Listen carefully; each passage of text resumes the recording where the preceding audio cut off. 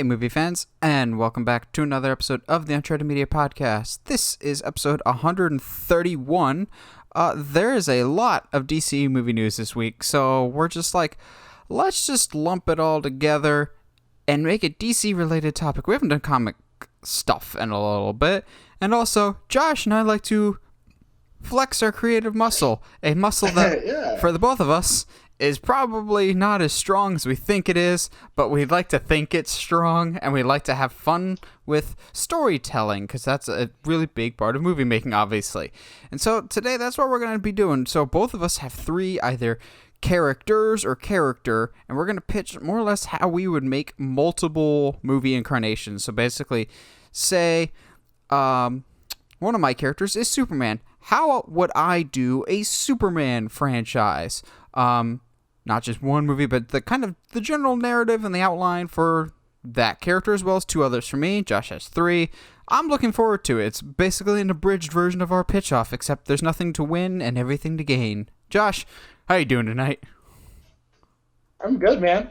I'm real good. I think it's hilarious that you're talking about us flexing our creative muscle. I don't know about you, but I definitely, once I started, I was like, oh no, Josh, it's just quick pitches. That's all it needs to be. Nah, man, go into as much detail as you want. Release the beast. Dude, there's one of them, and unfortunately, you can tell which one I was more passionate about. But once the idea hit me. But yeah, I'm excited, man. It'll be fun. Before we get into all that, you watching anything interesting? I'm trying to think. Since the last time we talked. Watching, playing, doing anything? No, yeah. I'm halfway through the new Resident Evil game. Oh, is that the Stompy lady? The Stompy tall lady? I'm gonna spoil something for you. She's not in it very much. No, I'm like the first fourth, and I was like, what? Oh, that's it. Oh, okay, cool. Also, my dad. I've been watching The Punisher with him. Oh, I thought you were about to say your dad's been playing Resident Evil with you. No, sir. But I've been watching Punisher. That's an American Pie situation there. It is. I'm not ready for that conversation. Anyway. As an almost 30-year-old man. Are you ever really ready to have that kind of conversation? Like, really? But no, we're coming up on the season/series finale, so. Ooh, good stuff, man. Good stuff. What about you? So I felt bad because it was like the very next day after we recorded last week's episode, but I did finally watch Mitchell's versus the Machines. Yeah? And it is so good. Not like the best Lord Miller, but also it's weird. Lord Miller didn't actually direct this, but it feels very much like their movie. It feels like the frenetic energy of Lego Movie and Cloudy with the Chance of Meatballs, but I really, really like that. Also, anytime you have those like early days of the creative process and you kind of suck at it, I'm going to be right on board with it. This kind of had that to a certain degree. Be Kind Rewind had that, and that was my favorite part about that movie. The whole thing with Be Kind Rewind, it wasn't a perfect movie, but the second half when they were like creating movies, one of my favorite things, because that was what we were doing in college at that time. Hugo is all about movie making. If you make movies about the creative and movie making process, it works for me. I want to shake the hand of whoever wrote the Furby scene. Bro. The Furby scene. I won't spoil it because y'all need to watch it because Mitchell's vs. the Machines is great. But it has been a very, very long time since I have laughed as hard as I did with the Furbies. It's not just the fact that there's attacking Furbies, which we all knew would someday happen, that the Furby uprising would be among us. But the dialogue that they choose to have the Furbies say is like the funniest, most like dark, cultish dialogue ever, and I'm all about it, and it's just wonderful. I think one of my favorite parts of that scene is when, the main girl, she's just like, why would anyone build that? Like, it was so good. There's so much about the movie that is memorable. Like you said, it's not like the best movie ever. It's predictable at times, and that's fine. Oh, absolutely. But, like, it's the best kind of predictable.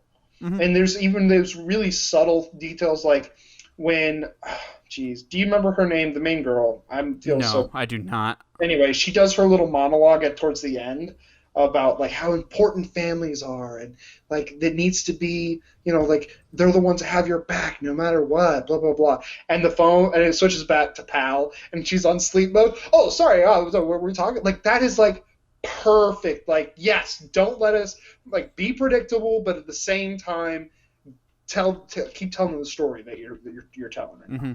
Also, just joke a minute. I love the little brother. He was kind of like Bro. a crazier version of Dash from The Incredibles, Yes. but like Dash is still kind of a relatively normal kid. This is definitely the weird little brother that everyone kind of knows, or was the little brother. In Josh's case, was probably him.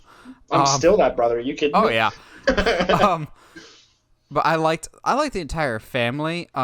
It was just really, really well done. I've been playing because it was super, super cheap. They're having a sale on. I was just like, you know what? Mm-hmm. You can't really go wrong with a Lego game. Although they get really repetitive after a while, and I was kind of burnt out on them for that exact reason. And so I never really picked up Lego DC Supervillains for that exact reason, because I was just like, Lego Batman 3 was fine, but it gets kind of repetitive. Dude, Lego DC Supervillains, I think, is my favorite Lego game they've ever come out with, because they start you off by building your own villain, which is great. So you start off with this customizable features. It has a playable Nightwing and free roam, so that just makes it perfect. But also it's got an open world as well as all the individual levels, so you can go to Metropolis, you can go to Smallville. Which, seeing that they had a miniature Lego Smallville, I was just like, dude, I can die happy now. But the fact that you could just fly around endlessly and discover stuff, and it's just completely open. It's not just like an empty grid like Arkham Origins. There's stuff to do and engage with. It was so much fun. And then lastly, as you know, if you've been following the podcast for any length of time, Heather and I have been watching Smallville. And we're still in season 2. But we got to arguably what I think will probably go down as the best episode in the entire show.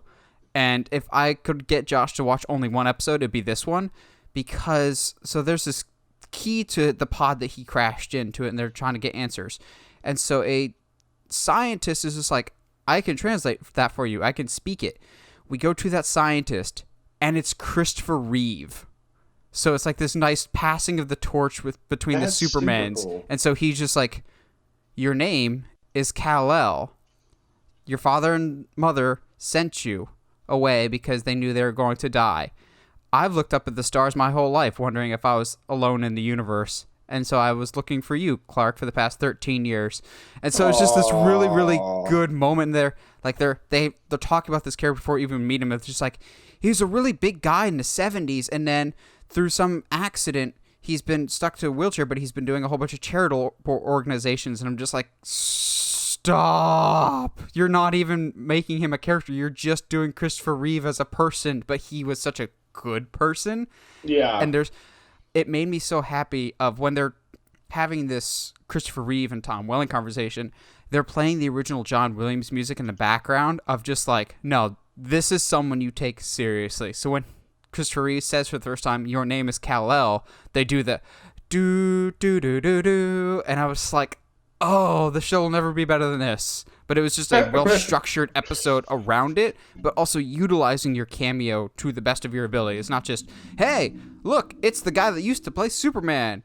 It's like, no, this guy knows what Clark is and can get him on the right path, which if that's not what you're supposed to do with passing the torch, I don't know what is. Yeah. It's just so incredibly well done, and I was like, oh, it pulls on the heartstrings if you've watched any of the original Supermans whatsoever.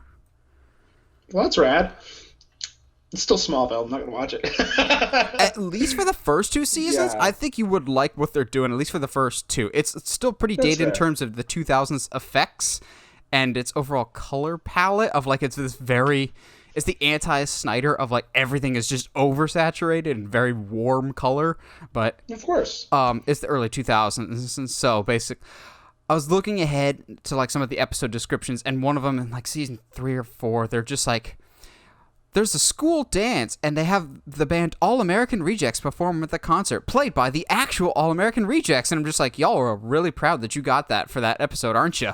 Like, the obligatory famous band for that one episode. Like, jeez. Just like how Hawk Nelson, just like how Hawk Nelson was in Yours, Mine, and Ours type of thing. Oh, Lord have mercy. That's a flashback those are there. some, yeah. Wow. Okay. So anyway, let's talk about something that was really pretty to look at. Yeah. So the Eternals was really pretty to look at. I'm still kind of on the fence. I like this first trailer. So Marvel finally released a first look at the Eternals, which has been long overdue, and also Snake Eyes movie. This is how you do a teaser trailer. It's like double the length, and it's still just as teasery. Yeah. I don't mind this trailer, but I think it's far from great. That being said, it is still just a teaser trailer. So it basically shows this group of individuals, the Eternals, that, judging by the name, they've lived for thousands upon thousands of years. If not, they are eternal. And they've more or less been watchers of Earth. And now something is propelling them to be involved, which that at least gets me interested, going, okay, so you sat on your hands when the Chitauri attacked in the first Avengers. Yeah. You sat on your hands when Thanos was here. You definitely could have sat on your hands saying Ultron. That was not a threat whatsoever. But No. You sat on your hands when Thanos wiped away half the universe. Now you're getting involved? Oh, that's really bad then. If you're just now getting involved, meaning there's something worse on the horizon. I think it's still too early for Galactus. But you're right. If nothing else, this looks pretty. Was it just me, or when the ship comes out of the cloud, not out of the clouds, when it becomes visible and it's floating above those native people on the cliff, I kind of got Star Trek Into Darkness vibes when the ship comes out of the water and they fly above the volcano and the natives see them for the first time. That's exactly what I thought. I was like, oh, you're exposing yourself to people for the first time. They don't know what this technology is. It looks a lot like that. It looks super cool. And like the basically saying the first city that was really successful is from them, and it looks mysteriously a lot like what Babylon, like in Assyria, looks like. That's so interesting. Anyway, and there's no record of where Babylon actually was. That's so weird. Anyway, it's a beautiful trailer. We didn't really get an introduction to who all the characters are, besides, hey, this guy does this person is kind of good at this, these two people are in love, and that's their thing, I guess. So like Hawkman and Hawkgirl? That's like their only thing? So my question for you about this trailer, and it's really it's no real merit to it at all, but how'd you feel about the ending of this trailer, where he's like, "Well, I can do this." It's not what I thought you were going to ask about, but okay, this is a much easier topic to tackle than the other question I thought you were asked. That I'll address that. I didn't mind the stinger because to me it's the hook to the casuals going, oh, you mentioned Captain Rogers, which I appreciate that they didn't say Captain America. They said Captain Rogers because they're just like, oh, no, Sam's Captain America now. They said Captain Rogers and Tony Stark.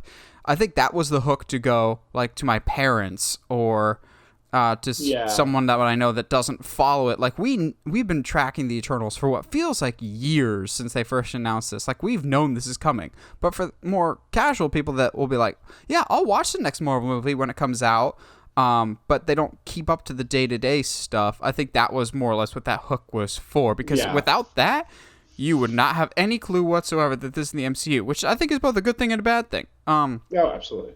It sets that this is very much on its own platform, its own thing. However, it'll ultimately tie into the MCU, I'm sure, in massive, massive ways. What I thought you were going to ask me about, because it's a much trickier question, and believe it or not, it's the thing that's the most people I saw online debating is what did I think about the color scheme? Because I'll be honest, I am kind of getting sick of... I know I bag on Snyder a lot for this, but Marvel is also guilty of this too, is why are superhero movies afraid of color? Like, I get that this movie's supposed to be looking super, super realistic. We kind of expected that because director Chloe Zhao, who did Nomadland, which is very in the world, very earthy, very grounded, and I kind of expected that same tonality for this.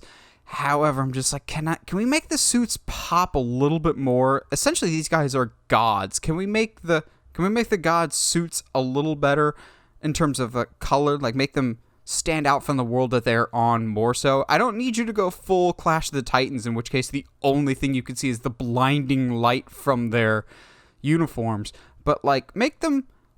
I know some people are just like, well, they're trying to make them look realistic. Aquaman and Shazam have great color palettes, and they leap off the screen more so than whatever is in the background. I kind of would like the same thing here, but that's really my only nitpick here. And it's not just this movie. Marvel has had issues with this forever. I still think the airport scene in Civil War is very, very bland color-wise, but a lot of people have brought that up. Yeah, it's... I can totally see... And see, that's like... I go back and forth on it, especially with this trailer, because all of the gold stuff, like whatever their powers are, what they're doing with all the little gold ribbons and stuff, like pops hard, and it looks beautiful. But yeah, like all of their costumes are really, really muted. So I don't know necessarily why that is. I don't know, man. I mean, because Marvel is definitely... how like you said, they're definitely like they do basically the same color palette for every movie, except basically. For like Thor Ragnarok, which I love the color palette for that though. Yeah, but that's because Taika Waititi is involved and he does whatever he wants.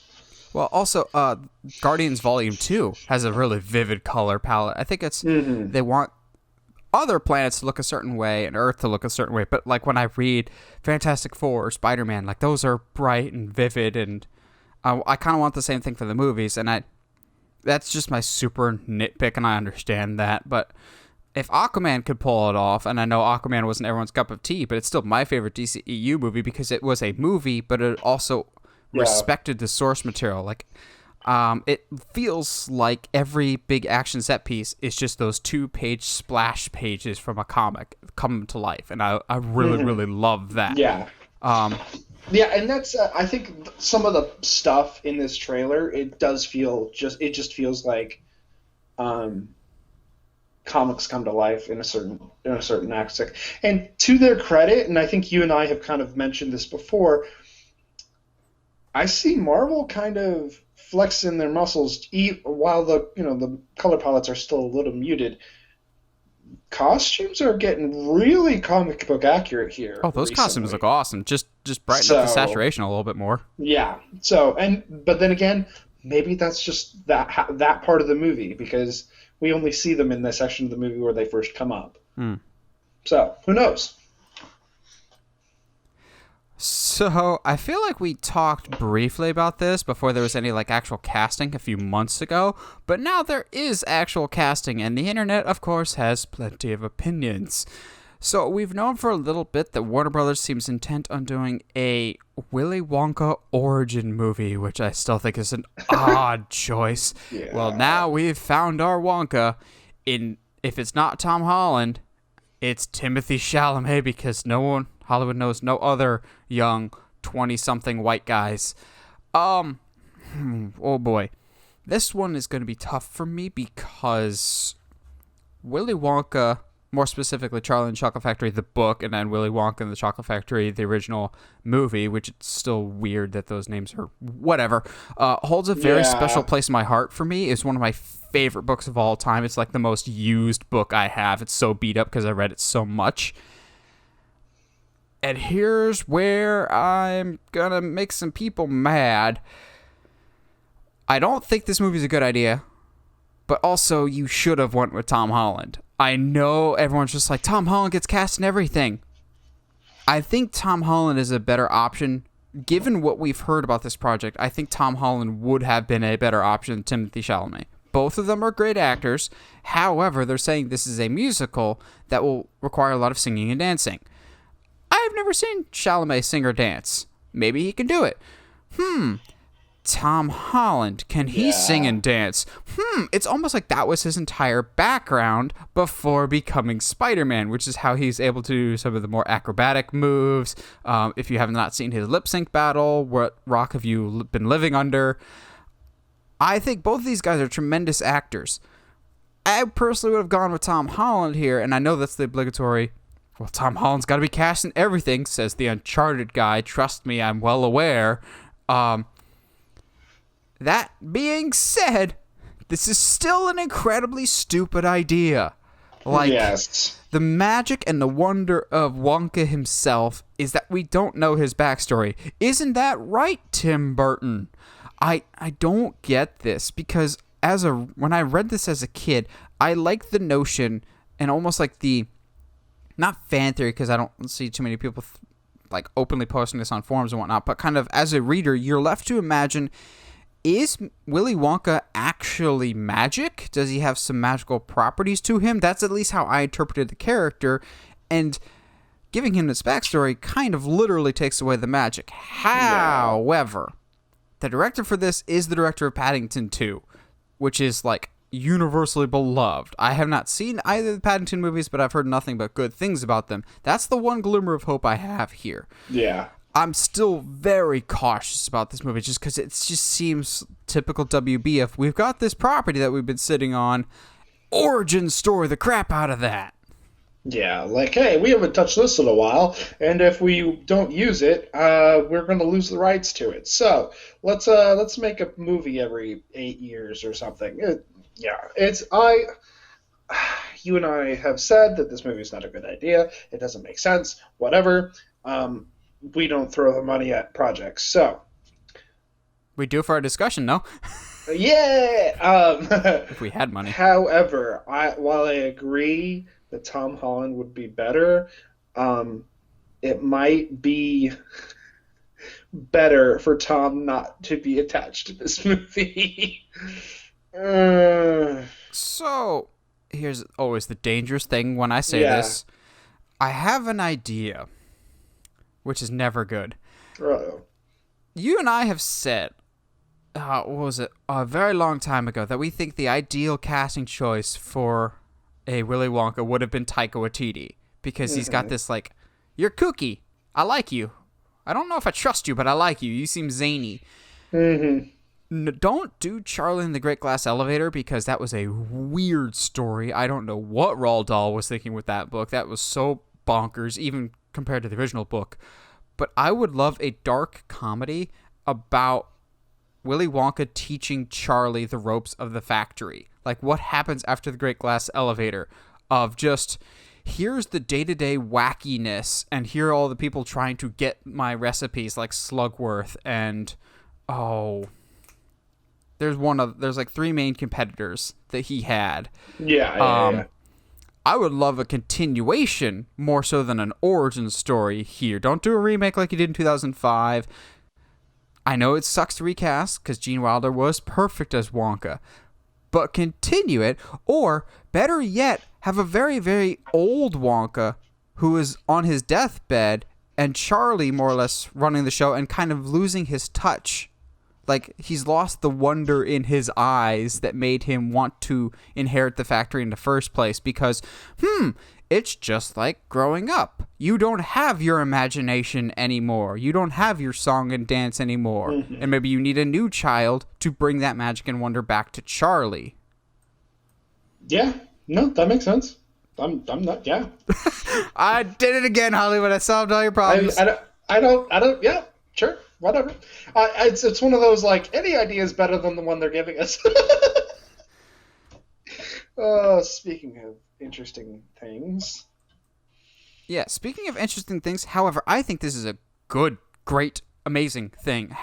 I'll be honest, though, it's a thing that I didn't actually believe was real. What I mean by that is we are getting a Batgirl movie, and it's been in development for a very, very long time. However, I've not believed that this is actually a project until now. I say that because this movie was announced in early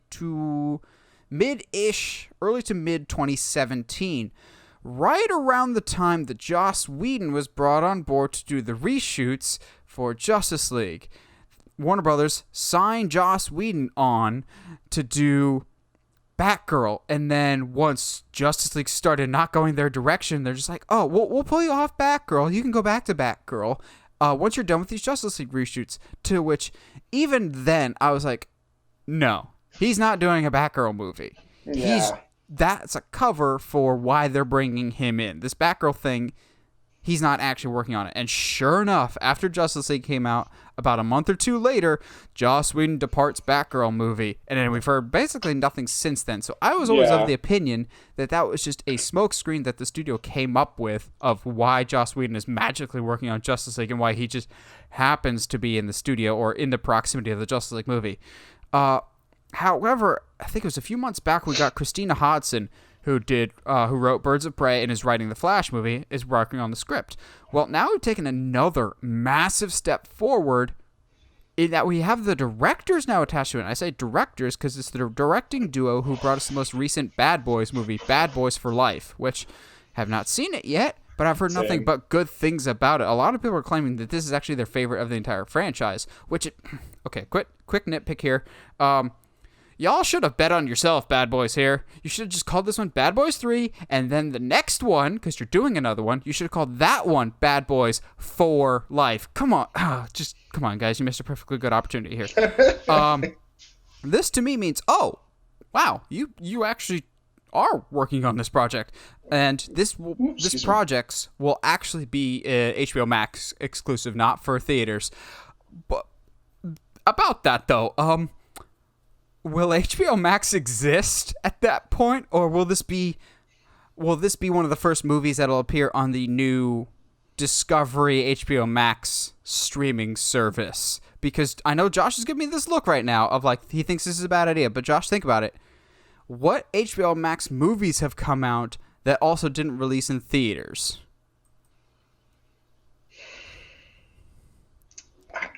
See, they need original movies. They need original movies as well as shows. You're right, but like... Static is going to be on HBO Max. Really? And that's it? The Static movie will be at HBO Max. Blue Beetle's HBO Max, I believe. That's not necessarily a bad thing. No, okay. And hear me out, okay?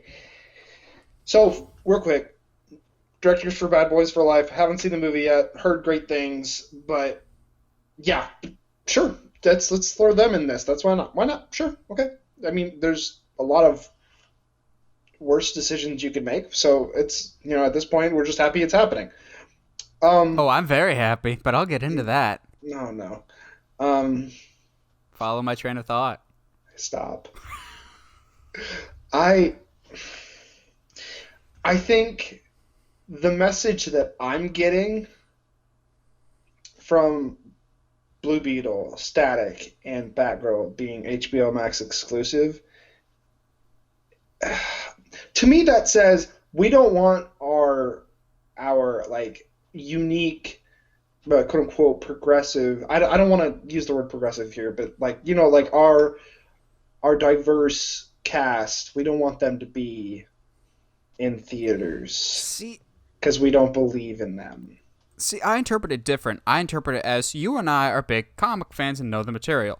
If I ask my parents or some of my non-comic friends, who is Blue Beetle, who is Static, we would know Static, or people of our generation might know Static from the TV show.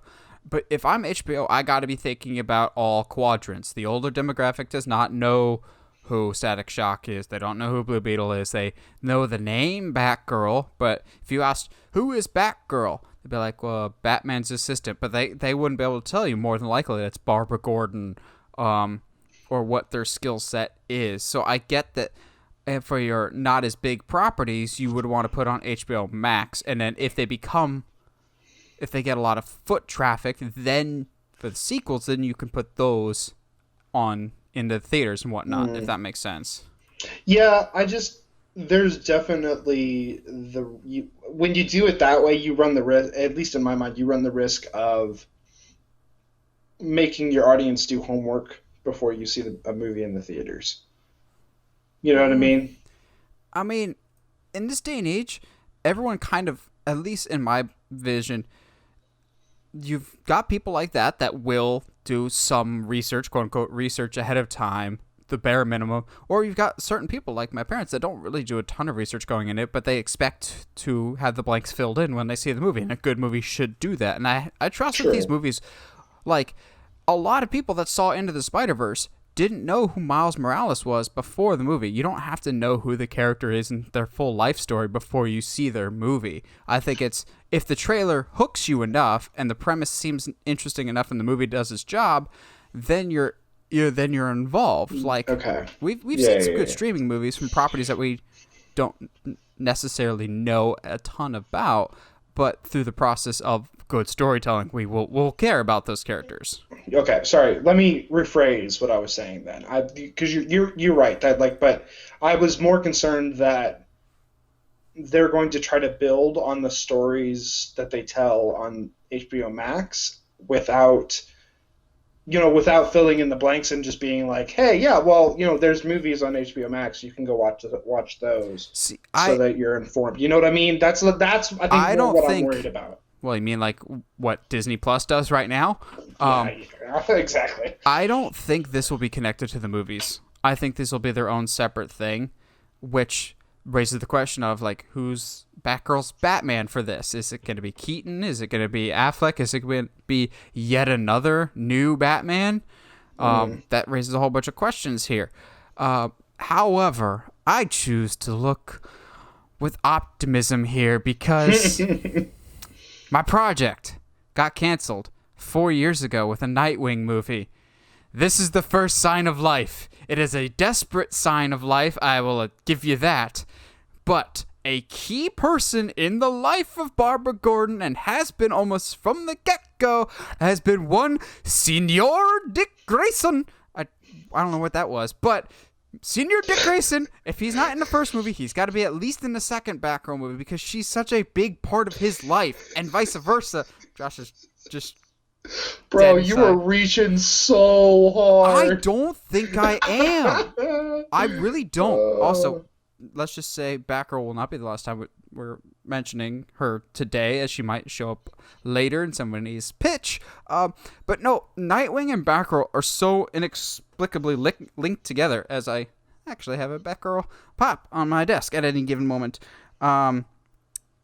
The two characters are so inexplicably linked together and have been so long that even if it's not a buddy cop movie, which, oh dear God, if we got a Nightwing and Batgirl team-up movie that are just two squabbling exes trying to get a job done together, yes please. Even if we don't get that, there's no way you don't at least have some passing mention to him, or like they work together in some capacity. Come on, this at least cracks the door open a little bit for Nightwing. Look, okay, before there was like a 5 to 0% chance of Nightwing ever showing up on the big screen. Now it's like an 8 to 9% chance, and that's like a huge stock market rise to me. We're gonna take Dick Grayson to the moon.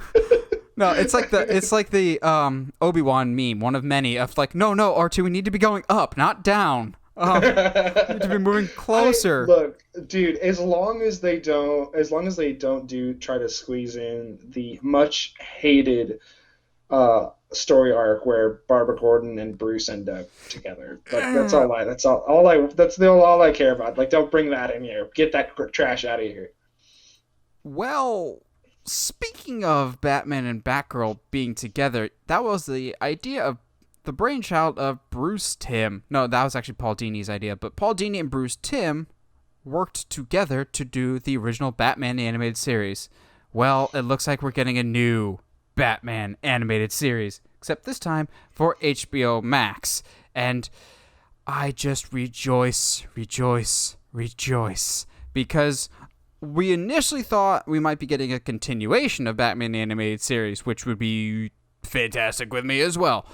However, this seems like it's going to be a new show that's going to be drawing more on the noir elements of Batman. So basically Batman animated series, which if this artwork is anything to go by, dude, sign me up.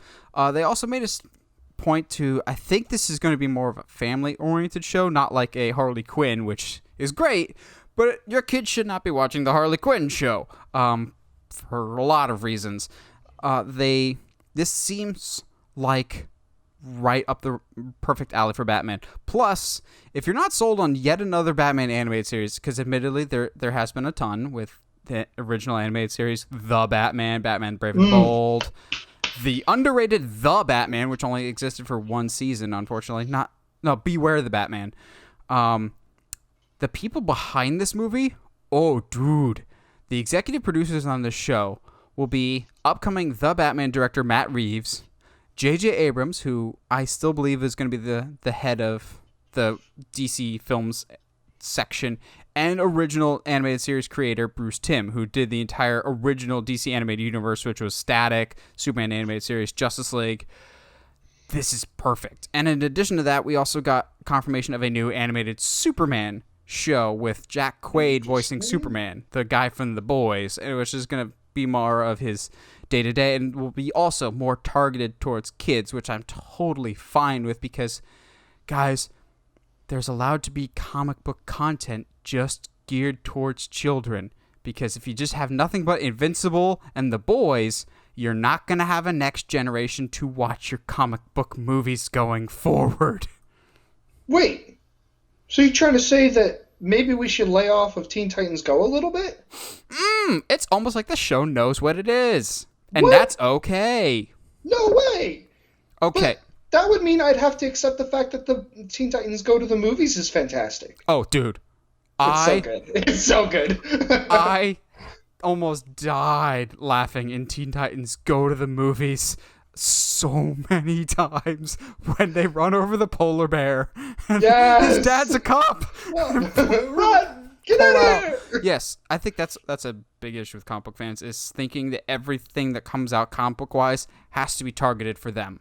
I'm going, no, I don't watch Supergirl because it's not targeted for me, and that's fine. I don't watch Teen Titans Go because it's not targeted for me, and that's fine. But if Teen Titans Go or Supergirl or the New 52 or whatever other controversial thing gets someone, just one person into comics, then to me it's a success because you get more people on these fantastic stories. We've got this new animated Batman show. Josh, what would you like to see from this show? I mean, I'd like more episodes of The Batman, but whatever. It ended in, 2008. And I'm still bitter! It's on HBO Max. Suck it up. I know. It also had one of the weirdest Banes ever. Yeah, but also one of, the most unique Jokers, so... And Riddlers. Dude, such a good... Okay, real shout out. The Batman is so good. The Batman versus Dracula. Woot woot. Oh, so anyway. Alright, so what did I like out of this show? I don't know. I don't know. It sounded like you're rebooting internally there. You're just frozen lag there. I don't I know what I don't want. I don't want a rehash of Batman the Animated Series. I don't want it just to hey, look, we made a new Batman the Animated show, and it's just the animated series with a new modern animation. Although that's not what I'm worried that might happen, but at the same time, I don't know. You might not be totally off base because, look at the font of Batman Cape Crusader. That looks suspiciously like Batman the Animated Series, which, if that's the case, and I can dream, Harold, Phantasm. Okay, so I also talked about Lego DC Supervillains. There's a bonus level that you can play that's the finale of Mask of the Phantasm in Lego form, and nice. I was just like, I have never needed anything more in my entire life than this. I think this is great. There's a lot of great characters that you can draw upon. I like that all the previous incarnations of Batman animated shows have tried to focus on different things. Like the animated series is much more focused on noir, whereas I think the Batman is more focused on the action, and it was good action. But then Batman Brave and the Bold was much more of a throwback of trying to do like the 60s and 70s style. I don't know what to go with this direction, but all the producers that we've seen with this, with Abrams, Reeves, and Timm, oh, dude, sign me up. I'm immediately interested. Yeah, let's go. Now this next one I can speak. Now this next one. Now whose brain is rebooting? Still yours.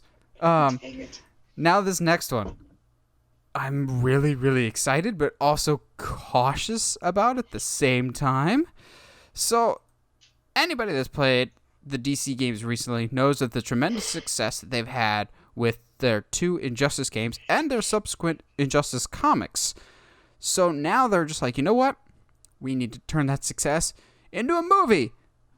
An animated movie, which, okay, I'll be honest, I would much rather have an animated movie of Injustice than a live-action one, because I know that's kind of more or less what Zack Snyder was going for with his Nightmare world of, like, Superman is the villain and there's a rogue group trying to stop him. That does not interest me at all. And I know there's some people that are really down for that idea. They really like the idea of, like, an evil Superman. To me, I'm tired of the evil Superman trope.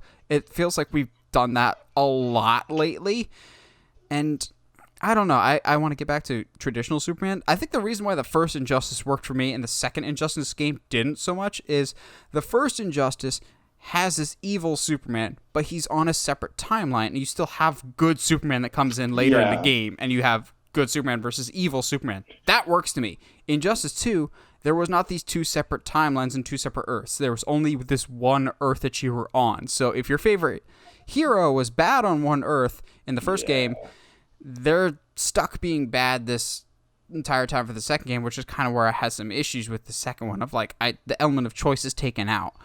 I think this works really, really well as an animated movie, as a concept at least. Now, 2 questions that I have for you, Josh, is do these new animated movies, Superman, Man of Tomorrow, Justice Society, The Long Halloween, they all seem to be set in the same universe. Do you think this would be set in that universe or a separate one? And do you see this being an R-rated movie?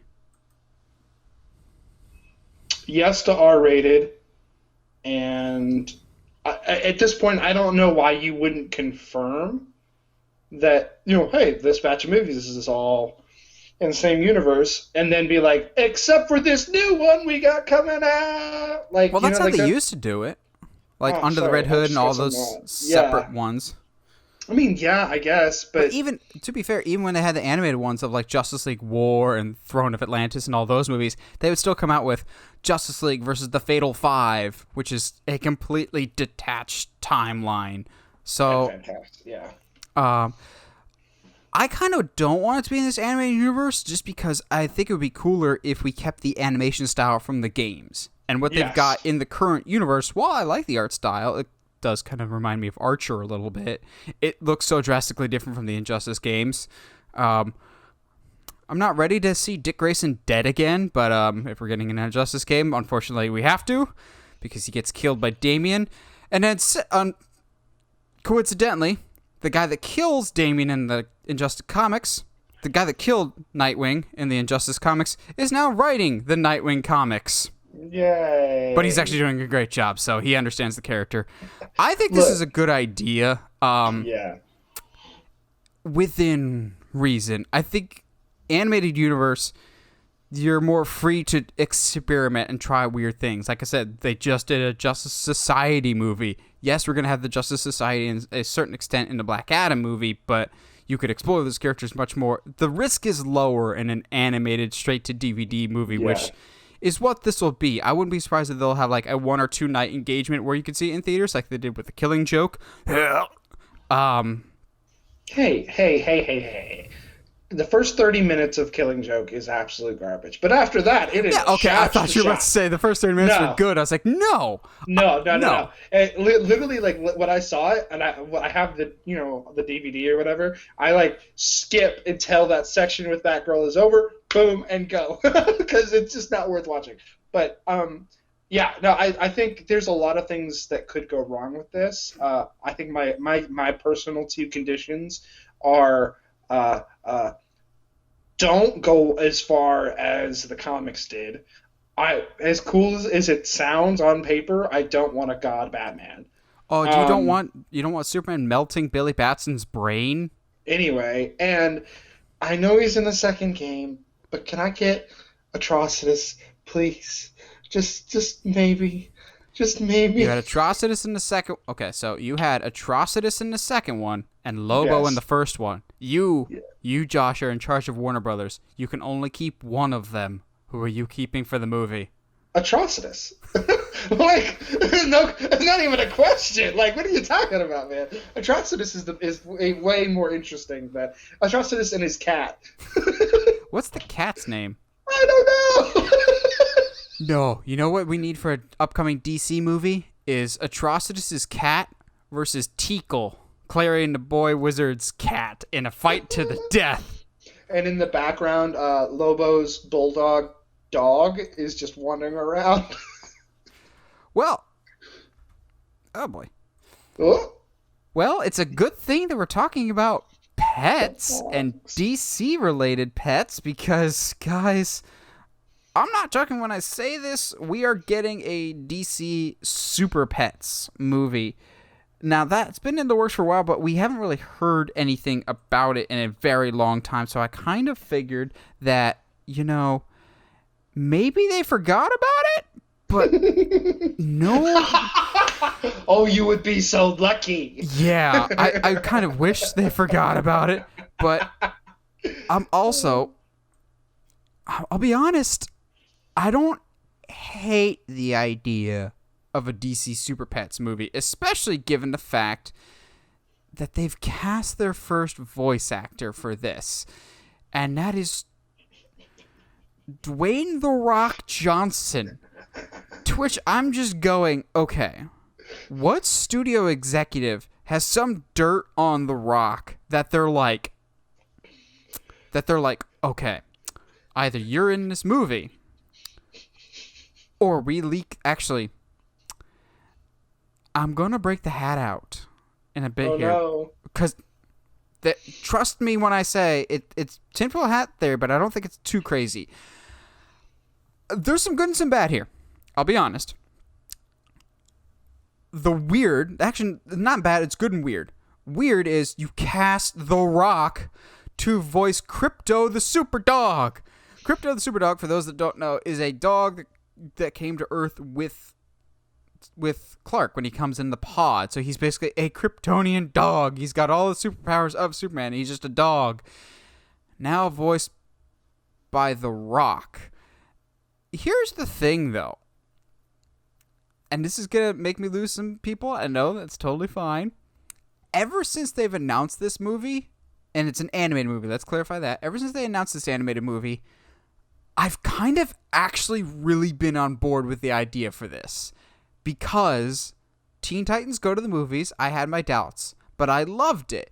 And movies for kids about comic book characters is totally fine. Having the Super Pets is a fun idea. Krypto the Super Dog. I know we're getting him, and I can't wait. Ace the Bat Hound. Just yes. We're getting Ace. Ace is Batman's dog, and I'm sure it will be brought up later in one of Josh's pitches, unless... No, I don't know what you're talking about. Unless, if you don't have Ace, you're fired. So you might want to change your script if you don't have Ace in your story. But I think that's a fun concept. Now, here's... I don't know who's doing this. He's in my story, yep. I don't know who's doing this movie, but you know who I would have killed for? The Lego Movie guys. If Lord and Miller were doing this, I would. Ooh, right? that would be fun. I'm cautiously optimistic about this, minus the Rock. That's just an odd choice. However, we'll cut to Josh, and then we'll come back to me with the tinfoil hat, because I think there's more to this story. No. What more could there be? It's just Super Pets. I don't think so. But Josh.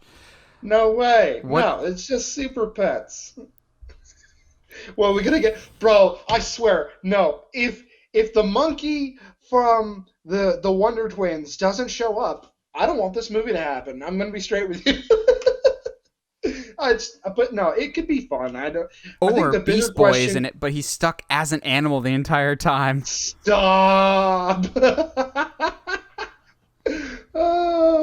I see, and I think that at the end of the day, I think this just like is an opportunity to have fun. So I think the question here is, who do you cast as Ace? Because to me, Jensen Ackles would be perfect. He's voicing Batman right now. Why not make him Ace? Will Arnett, just like he did in a Lego Batman movie. Stop! Oh my gosh. I say Will Arnett, or just some grumpy, growly voice, like a Clint Eastwood type voice. I think it would be perfect. Oh, Josh Brolin would be perfect. Now, once Thanos, now Ace the Bat Dog. Bat Hound. He's a hound. Dang it. No. Okay. He's a Bat Dog. So, Bat Dog. I've got the hat for a reason.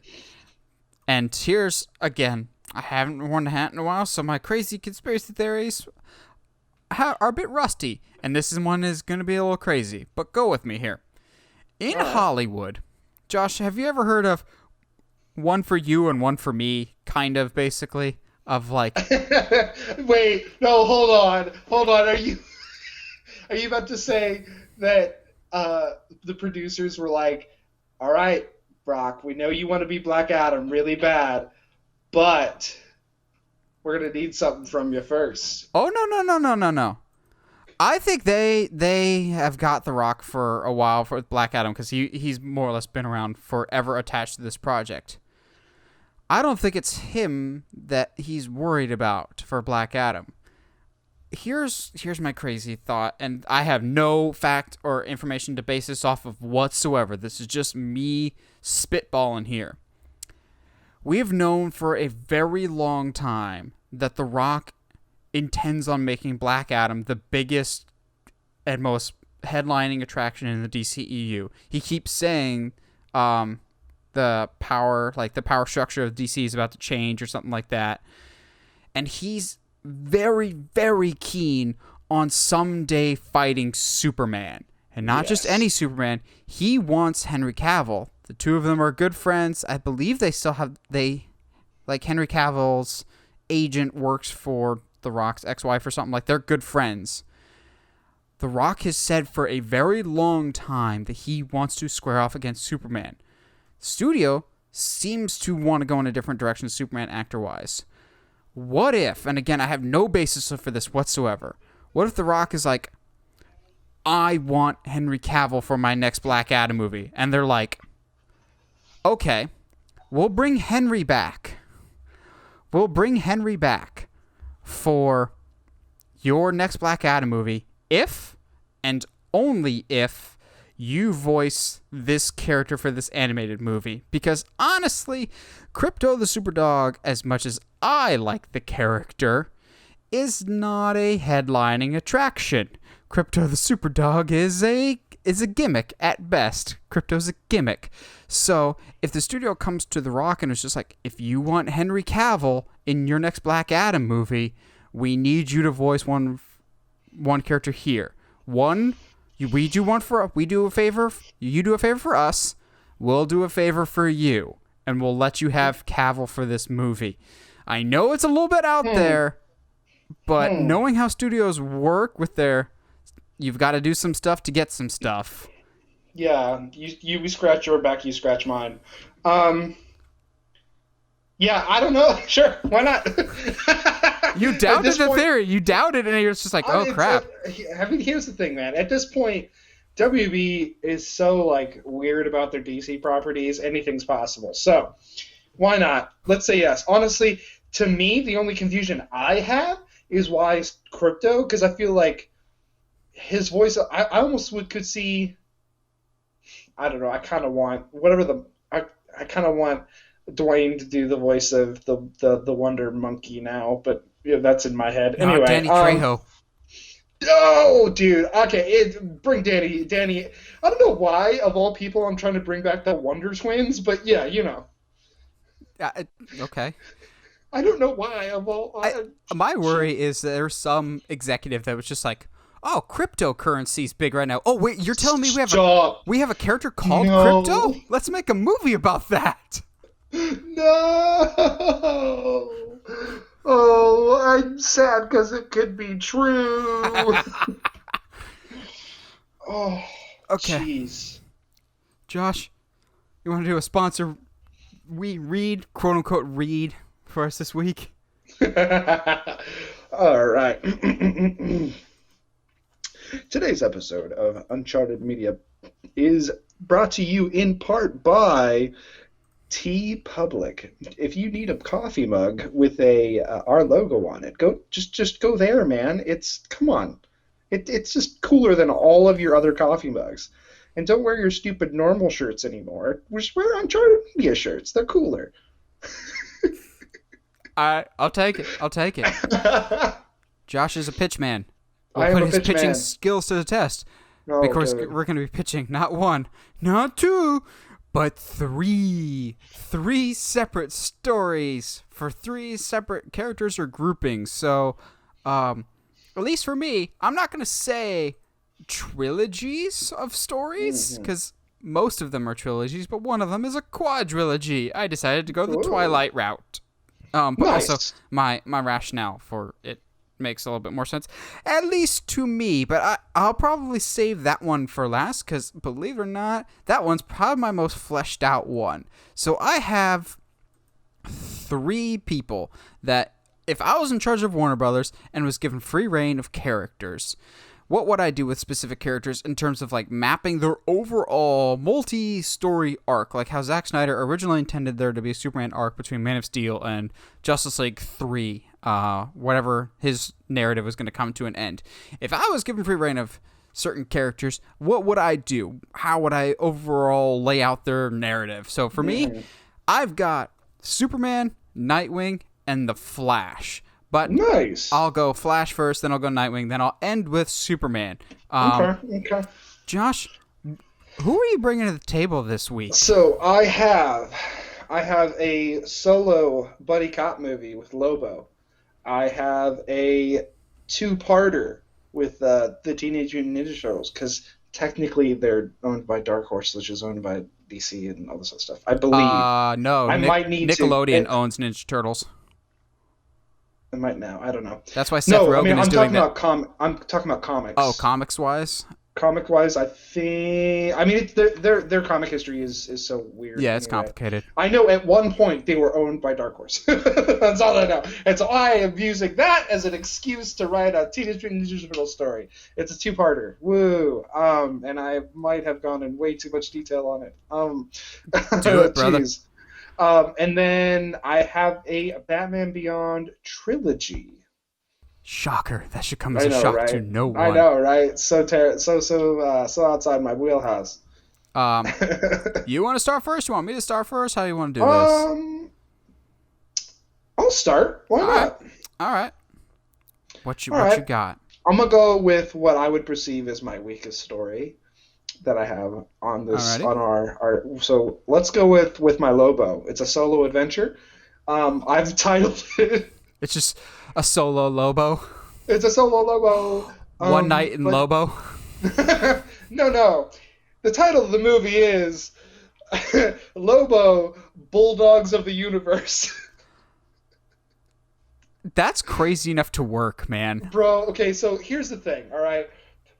This movie cannot work in so many different ways, but it's a story that would be hilarious to tell for us comic book nerds, right?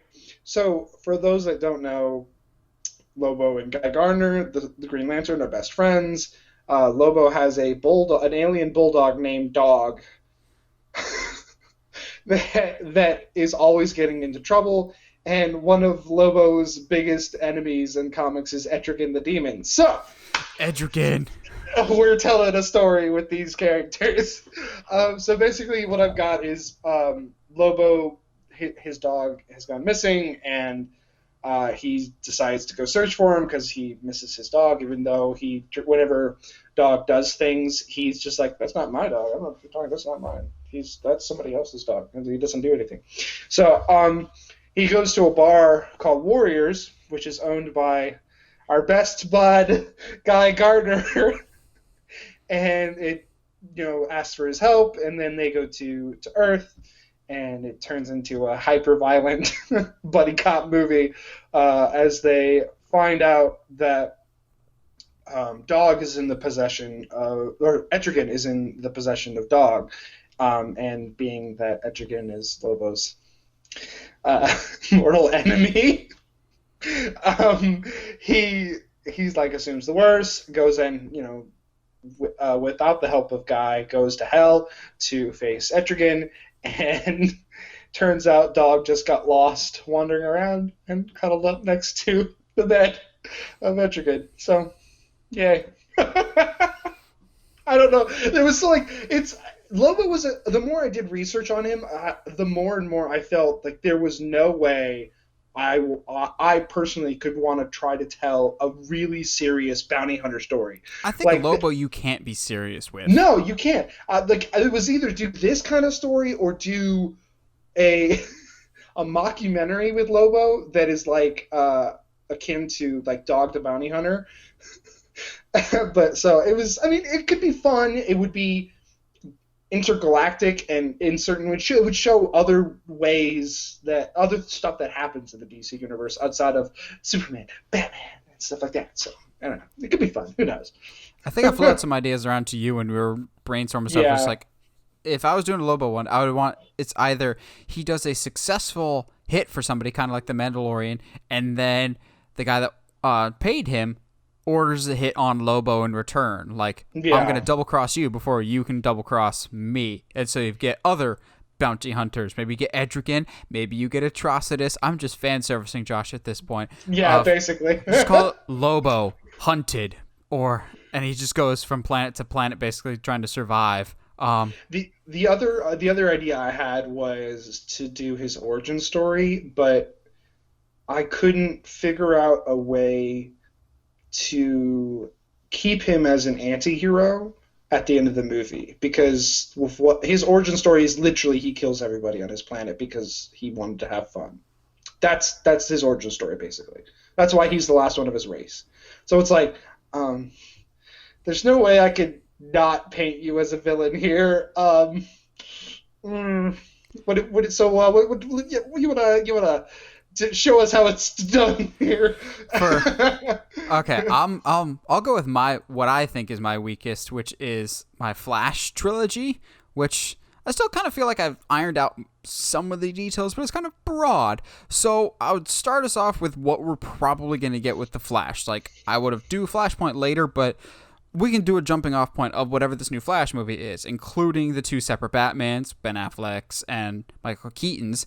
So we can piggyback this off of Zack Snyder's Justice League, just like the Flash movie will, of Flash having discovered that, hey, in small doses, I can go back in time.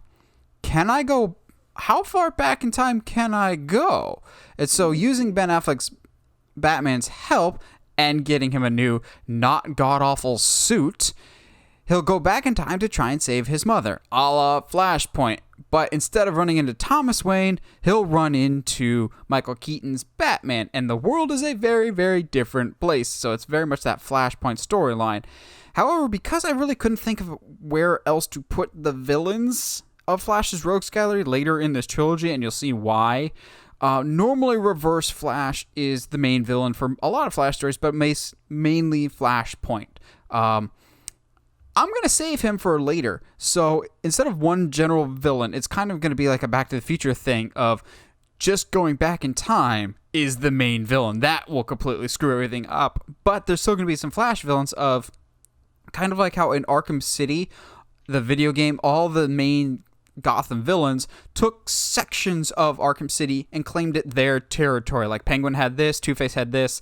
In this Flash movie, different parts of the world are occupied and controlled by different Flash villains. And so to get the pieces he needs to go back to his own timeline, he's going to have to go to these different places. Like go to Gorilla City and get past Gorilla Grodd. Go over here and defeat Mirror Master. Go over here and defeat Captain Cold or Dr. Alchemy. Some characters that may not be strong enough to really lead their own movie, but can be strong supporting characters and have Flash's rogues gallery. Because admittedly, some of these characters, like Mirror Master, Captain Cold, they're interesting, but they're good starter villains for a relatively new and inexperienced Flash, which is what this is, because he does not have a mentor yet. But that'll be our plot of our second movie. So once Barry gets enough pieces to assemble a cosmic treadmill to go back in time again, to go back to his timeline, acknowledging that I can't save my mother, I'll just have to do this. I'll just have to go back to what I know and be the Flash of my own timeline. He starts running on the treadmill, and he enters the Speed Force to go back in time. However, since he hasn't been doing it this long, he's getting tired and more tired. And just before he gets back to his own timeline, he's about to lose it when a force pushes him from behind and pushes him through the Speed Force back to his own timeline.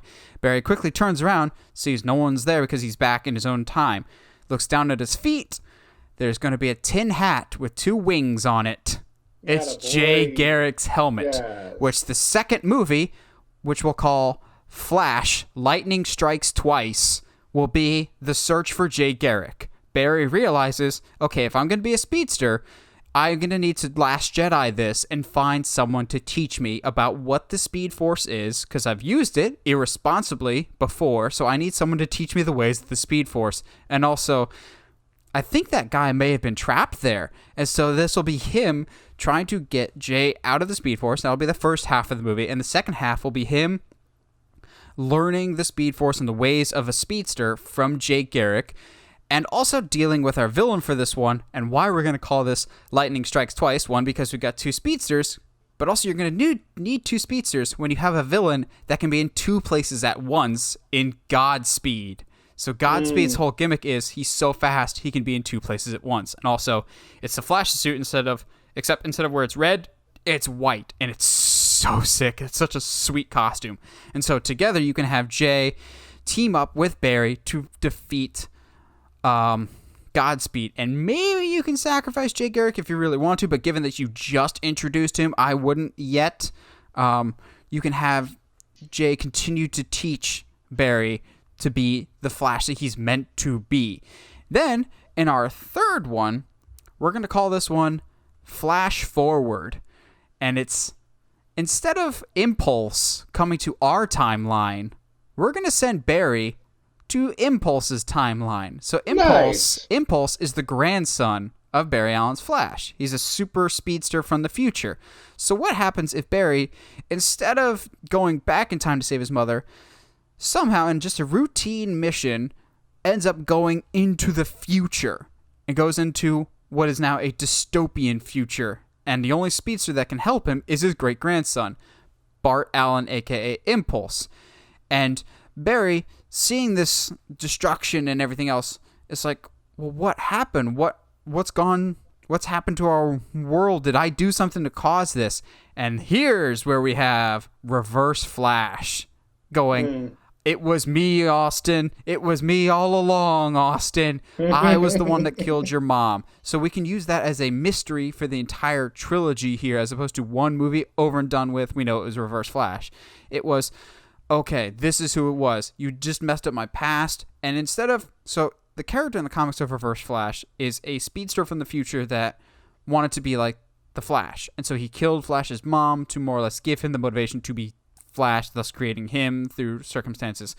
But if Flash gets taken to Reverse Flash's timeline, instead of components coming to Barry, Barry goes to the components. It's completely fish out of water. And because of this, Barry / the Flash's confidence is at an all-time low, to which Bart needs to pick his grandfather's motivation back up and goes, come with me. You were a big deal back in your day, and you still are. And he takes him to the Flash Museum, where we haven't seen this yet in the movies, and we kind of left it because he skips so far into the future. But he goes, Bart shows Barry and goes, because of you, you saved this. You did this. You did this. You are destined for great things someday, Flash. You will be a great hero someday. You are my grandfather, and I'm proud of the man you were and are.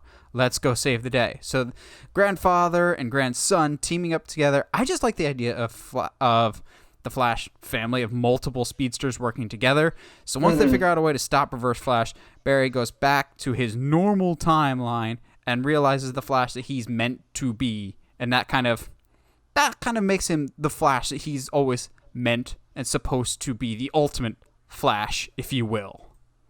That's rad, dude. I like that story a lot. It's a lot better than my patched together Lobo story. That's my weak one. Yeah. Oh, dude. Let's go. You ready? You ready? Man. All right. All right. I'm going with. I'm going to give you my trilogy coming up here. So Batman Beyond is easily. I mean, I think you love Nightwing is one of your favorite Batman characters, and I just who I've got next. Yeah, I love Batman Beyond so much. Terry McGinnis to me is more interesting in a lot of ways than Bruce Wayne. Yep, that's why I like Dick. Great. Yeah. You wanna rephrase that there, bud? Anyway, family show. The first movie I have is The Darkness Beyond, is what I'm titling it. So we're going to open with Terry's father mysteriously being murdered. I don't want to... there's going to be some beats in this first one that's going to be hard to differentiate from the show, but it's important that it's obvious that his father's murdered, but it's not the Jokers. It's not the gang. I want Terry to be able to go through these lists of people and be like, well, it wasn't this guy, and it wasn't this, and it wasn't this. Like a mystery type? Yeah, it has to be a mystery. So throughout the entire film, right, and so he after the funeral, he becomes so upset, sneaks off, takes his motorbike, as, again, but this is kind of like the beats of the first episode of the show. He sneaks off, he sneaks into an abandoned mansion because he thinks, I just need a place to be alone. Turns out to be Wayne Manor. Ends up, through happenstance, meets Bruce, steals the suit, comes back, and Bruce is like, well, you've already seen everything. Either I kill you or I let you, try to be Batman or whatever. So we're going to kind of do this adventure of Terry in the first film becoming Batman for the first time, finding out what that means and what that means, what he's going to bring to the table. Eventually, Bruce starts helping him. Yeah, eventually Bruce starts helping him kind of piece together certain things about what his dad was into. His dad's like this super smart guy, was really starting to change the city in a certain way. And turns out it doesn't really matter who the killer turns out to be. I had Riddler, like a new Riddler originally, but I was like, but that's what we think Matt Reeves is doing, so let's just, if it's Batman Beyond, that's a different Riddler. It doesn't have to be Edward Nygma. I was trying to differentiate it, so I brought in Firefly, but have it be like a granddaughter of Garfield be taking up the mantle, just to have something like still around, whatever. But it turns out to be Firefly has killed his dad, and in the final confrontation, an accident, as in typical with Batman Beyond, ends up killing her. So he has to deal with, in his first months as Batman, the rule of I do not kill. Of like, hey, like, where is my line? And like, he doesn't do it on purpose, but he still has to have that conversation with himself. But through this, Bruce, of course, they get access to her computer, and one of the final shots of the movie is Terry flicking through the emails of basically the kill order on his dad. And at the end, it's not of the email. It's not signed by anybody, but just a circle with an owl in it. I was about to say, were the owls ever in Batman Beyond? But that's stupid because the owls weren't in until 2011. Continue.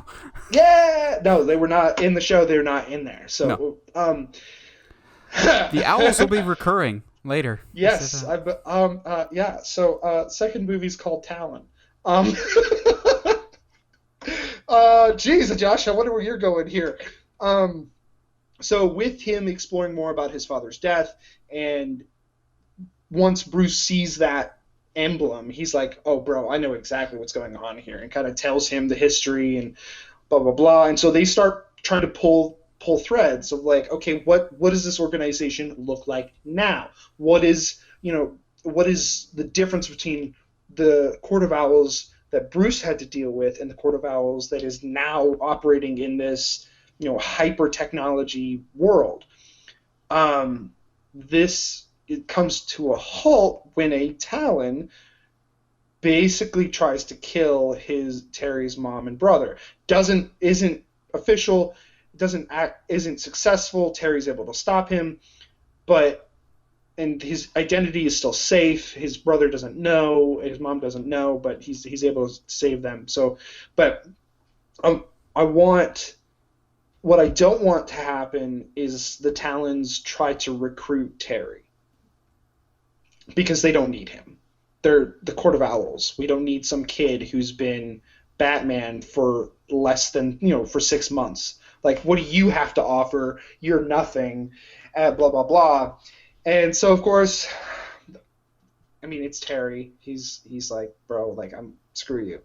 Like, and so he finds out where they're hiding all the talents, and just is in a act of anger, because like, bro, this is my last family alive, and you're gonna come after them instead of coming and talking to me? Like, screw you. So he ends up having to fight this like huge army of Talons. Obviously cannot handle it because he's only been Batman for like 6 months. So Bruce comes to his aid. They're able to take out a bunch of them. Just as they think they're done, a Talon sneaks up and kills Bruce. Like, kills Bruce. That'll be very interesting later. Yes. So, yeah. This is like, we're talking like last 15 minutes of the movie is Bruce getting killed, and Terry trying to figure out what to do with that later. He gets back to the Batcave, and there's a message on the computer, and from Bruce, and he clicks it, and he's like, it's basically like, hey man, like, I'm coming to help you. I'm literally on my way right now. If I don't survive this, call this number. And Terry's like, all right, sure, whatever. Roll credits. And end credit scene, just because I think it works better here, is Terry calling the number, and it's just a close-up of his face, and over the speaker you hear, oh, hey, this is Dick. Bruce said you might call. And then, boom. Curse you. Curse you. Yeah, boy. You're just doing this to fan service me, aren't you? No, I'm not. Honestly, how old is he at this point? He's probably like, what, 50 or 60? Yeah, I'm aiming for late 50s, early 60s. So too old to get back in the game physically, but like, depends on if you want to go Nightwing New World Order. Yeah, or not. I old enough to not necessarily be in his prime, but young enough that if Terry truly needs help, he can throw down. So, last film, entitled Vengeance. If you kill Dick, I will cut you off the air right now. You can't do nothing to me, bro. No, I'm not gonna kill Dick. So of course, don't look at me like that. I don't believe you. So in our last film is now Dick picking up with Terry where Bruce left off, continuing Terry's training, which because Dick had a suit very similar to Terry, there's things that he can teach Terry that Bruce could never. never be able to teach him, just because of how acrobatic Terry needs to be in this new age. So again, they go back to start pulling threads of the Court of Owls. They find out how deep it goes, and because Dick is very much a part of Bruce's history with the court, he understands and of the court itself. Yes, he understands how important it is to try and not only hit the court where it hurts, but potentially stop them forever. Because, I mean, obviously there's only so much you can do, but the plan Terry and Dick come up with is to stop and end all Court of Owls influence in Gotham City, period. Now, if they have to come from other cities, whatever, but in Gotham, completely out. So they work on this plan. They start throughout the movie systematically hitting, because they start finding out who's held in the court. So they start hitting people where it hurts, the actual members of the court, and to go again to the point where I want them to be successful. I don't know exactly what that looks like necessarily, but by the end of the film, the court needs to be absolutely dismantled, whether that be they kill all the Talons and destroy everything, and I'm not exactly sure what that looks like. However, I need Dick at the end of the movie to be talking to Terry, and they're having a whole little conversation, and Dick, right before we cut to credit, I'm not killing Dick, chill out. I don't trust you. I've shown I'm not afraid to kill people, man, and they stay dead. So the end of the film, Dick, sunset moment, Terry and Dick are having a conversation, and Dick is reflecting on everything that happened throughout that film, through the film we've just seen, and he's like, man, I need you to know that Bruce would have been so proud of you. Your father would be so proud of you.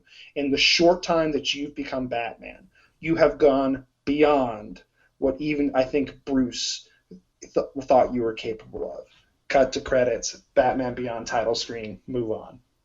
The only thing I would change about it, and this is just me thinking on the fly and responding to what you're saying, is when they're systematically uncurving the court, I need there to be someone that they thought was on their side.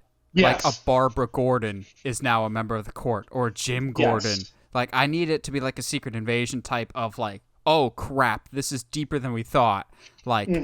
Someone close to us is in the court. Now, obviously the Barbara Gordon thing would piss some people off, but do something that would really rattle the cages, so to speak. I mean, the only reason I didn't go full on the ending is because I wasn't really sure how it looked, and B, I just killed Bruce, so I didn't want to really screw people over and be like, oh, so Bruce is dead and Barbara Gordon's at the Court of Owls. Yeah, that's a Zack Snyder move right there. Yeah, it is, exactly. So I wanted to I wanted to cross the line, but not more than a foot. So believe it or not, I'll go with my Nightwing one next. Actually, it'll what a tie bunch and of work Batman with nerds. I was debating between this and Superman because both of them I think I fleshed out equally. This one's a trilogy, Superman's quadrilogy. Nightwing, movie 1. I've kind of already gone into extensive detail about how a Nightwing movie should work. If not, you should go watch my video pitching a Nightwing movie. It's probably the most proud I've ever been about a video I've ever produced. I'm very happy with how it turned out. But I'll give you an abridged version for those that haven't seen it. Then once you're done here, go watch that. It's great. So basically, we open the movie with Dick Grayson leaving Wayne Manor because he's just fed up with Bruce. We can either have Bruce fire him or he can quit on his own. Doesn't matter to me. There's been so many variations of that relationship deteriorating. So he goes and moves to Bloodhaven after having a nice heart-to-heart conversation with Alfred. Once he moves to Bloodhaven, he finds a nice little apartment, starts hitting on his landlord, and they begin a relationship. And so later in the week that he moves into Bloodhaven, he has a breakfast/lunch, a special meeting with an old friend known as Superman. And Superman more or less is just like, hey, you're not with Batman anymore, what's up? And Dick Grayson's just like, hey, he's a horrible person, and I needed to grow. I needed to spread my wings, so to speak. And Superman's like, hey, bro, that's super cool. That reminds me of a Kryptonian legend about some dude named Nightwing that his family kicked him out as well. You should totally use that name. And so he does, and he makes this really kind of crappy homemade suit because he doesn't really have Bruce's money anymore. Pretty low-key, not a big deal suit. Pretty beat up. So he starts ruffling the feathers of some of Bloodhaven's worst, who all work for this big mobster guy named Blockbuster, who's running Bloodhaven. He's basically if the Hulk was super, super smart and ran crimes. So Blockbuster finds out about this Nightwing guy, and he basically orders a hit on Haley's Circus, where Dick grew up, because via some events that I go into more detail in my story of he had a date night and it was meeting up with some friends from when he was in the circus. So Blockbuster destroys the circus basically and kills basically the only family that Dick had left with the guy that ran the circus. So after Dick has now just gotten his butt thoroughly kicked, he gets thrown violently into the nearby ocean and gets rescued and dropped off to Wayne Manor by Superman. So we bring Superman back into the story. Alfred's just like, hey, you screwed up, but don't make that mistake be your last one. So basically, like, hey, I'm giving you the same pep talk I would give Bruce, which you guys aren't as dissimilar as you'd like to think. You just butt heads and can never say I love you to each other because you're too stubborn. And so once Alfred's given Dick his little pep talk, he also gives him his classic black and blue suit, which is like his big, I finally am the hero I was meant to be, and he finally defeats Blockbuster. So once Blockbuster is beaten, we're going to have our film end with some muggers assaulting a woman, and all of a sudden, one of them gets stabbed in the back, and they're like, wait, you're not Nightwing, and the guy quickly kills the rest of them, but he leaves one alive to try and interrogate him. And the guy's like, you're not Nightwing. He goes, no, but you can help me find him. And we find out it's Deathstroke, which sets up our next movie, which is Nightwing versus Deathstroke. So from here on out, it's all new stuff, not stuff I've done before. This is more or less me continuing this trilogy that will never be made. I talked earlier. Real quick, shout out. If you guys haven't gone and seen the YouTube video, I love it's fantastic. It's well done, well put together. Story's fantastic. So this is all new stuff even for me, and I'm excited to see where he goes after this. Much appreciated, man. I'm very happy with how that video turned out. I think it's one of my best story ideas I've had. So now we're in new territory. So it's obviously Nightwing versus Deathstroke. However, I don't want to leave Dick by himself to worry about somebody this time. Let's have him, as well as fighting this mercenary, let's have him try and work together with his ex. We're going to make this a buddy cop movie with Batgirl and Nightwing teaming up and clearly not getting along because obviously they have a history. They're not together anymore. If we want, we could still have Nightwing be dating his landlord of Bridget, but Batgirl keeps insisting to him, hey, have you tried talking to Batman since you guys had your little spat or whatever? Like, I know he's been busy, but he still cares about you. He's still your adopted father. So the two of them are just going to have that constant interaction. If we want, I'm tempted to include the Teen Titans here because of Nightwing's relationship to both the Titans and Deathstroke, but also we want to really beat the crap out of Nightwing because it's a middle part of a trilogy. So Deathstroke is going to be very, very personal in his attacks. I'm tempted to have him attack Barbara / Batgirl, but at the same time, I don't want to have her be trapped in the damsel in distress stereotype. And also, I killed one of his family members in the first one, and I don't really want to kill Bridget. But somehow, some way, Deathstroke is going to have some really, really personal attacks. And again, this could be a factor of him believing that Nightwing killed his son, or whatever reason. Maybe he had a hit out, whatever it is. It's going to be Deathstroke versus Nightwing for most of this movie. If we want, we can have some side Nightwing characters like Torque, or I'm trying to think, Nightwing's Rogues Gallery, at least at first, was not very interesting. Maybe Raptor and bring in some more connections to the circus that we had from the first movie. So eventually, Nightwing and Deathstroke fight one-on-one. Nightwing event and finally beats him. However, we haven't seen Batgirl in a while, and she finally gets a hold of Nightwing and is like, hey, I've been trying to contact you. There's been a development. Bruce has died. We have now killed Batman. So that's why I think it's funny. I think it's funny that you brought that up. I was like, oh, crap. Both of us killed off Batman in our middle movies. So we're just going to... Both of us are showing our bias. Oh, no. Here's the thing, though, is once she says Bruce has died, cut to black, roll credits. No end credit scene. We're just going to let that sting for a little bit and let people just go, wait, did you really just pull that? Because, yes, we want this to sting. We want it to hurt that his father figure, who he never actually decided to reconcile with, and basically was just like, no, screw you. The time is now, old man. He basically ditched him and didn't get to tell his own father goodbye. So wait, maybe we can have... I would actually like it more if it wasn't some big-name criminal that finally does Batman in. It's just a regular routine that just goes wrong. And realizing, oh, that's just gonna happen. That's just the way life is. And so the next and final movie in the trilogy, we're going to call Nightwing Prodigal. So I've loved the story of Battle for the Cowl, in which case, in the comics, Batman dies, and who becomes the next Batman? And in the comics, it's supposed to be Red Hood versus Nightwing. But I never bought it because in the comic, Red Hood acts more villainous than ever. Like, they kind of, like, way over the top made him a bad guy.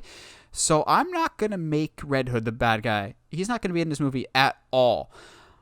I'll explain why later. But our movie is going to open with Nightwing having to deal with the fact that, oh crap, my father figure has died. Again, I've lost my birth father. I've lost my surrogate father with Haley Circus. I've now lost my adopted father in Bruce Wayne. But not only have I lost my adopted father, I left on very bad terms with this guy. So Dick is at an all-time low in his morale. Not only that, but he's got the rest of the family, whether it's Alfred, Tim, or Batgirl, telling him, the world still needs a Batman, dude. We need a Batman. And he's just like, no. One, I'm not worthy of it. And two, Bruce never wanted me to become Batman. He made that very clear. He never thought I was going to be good enough to be Batman. And so when our character is kicked repeatedly down low and kicked to the curb at his lowest point, here's where we bring in our villain, Talon.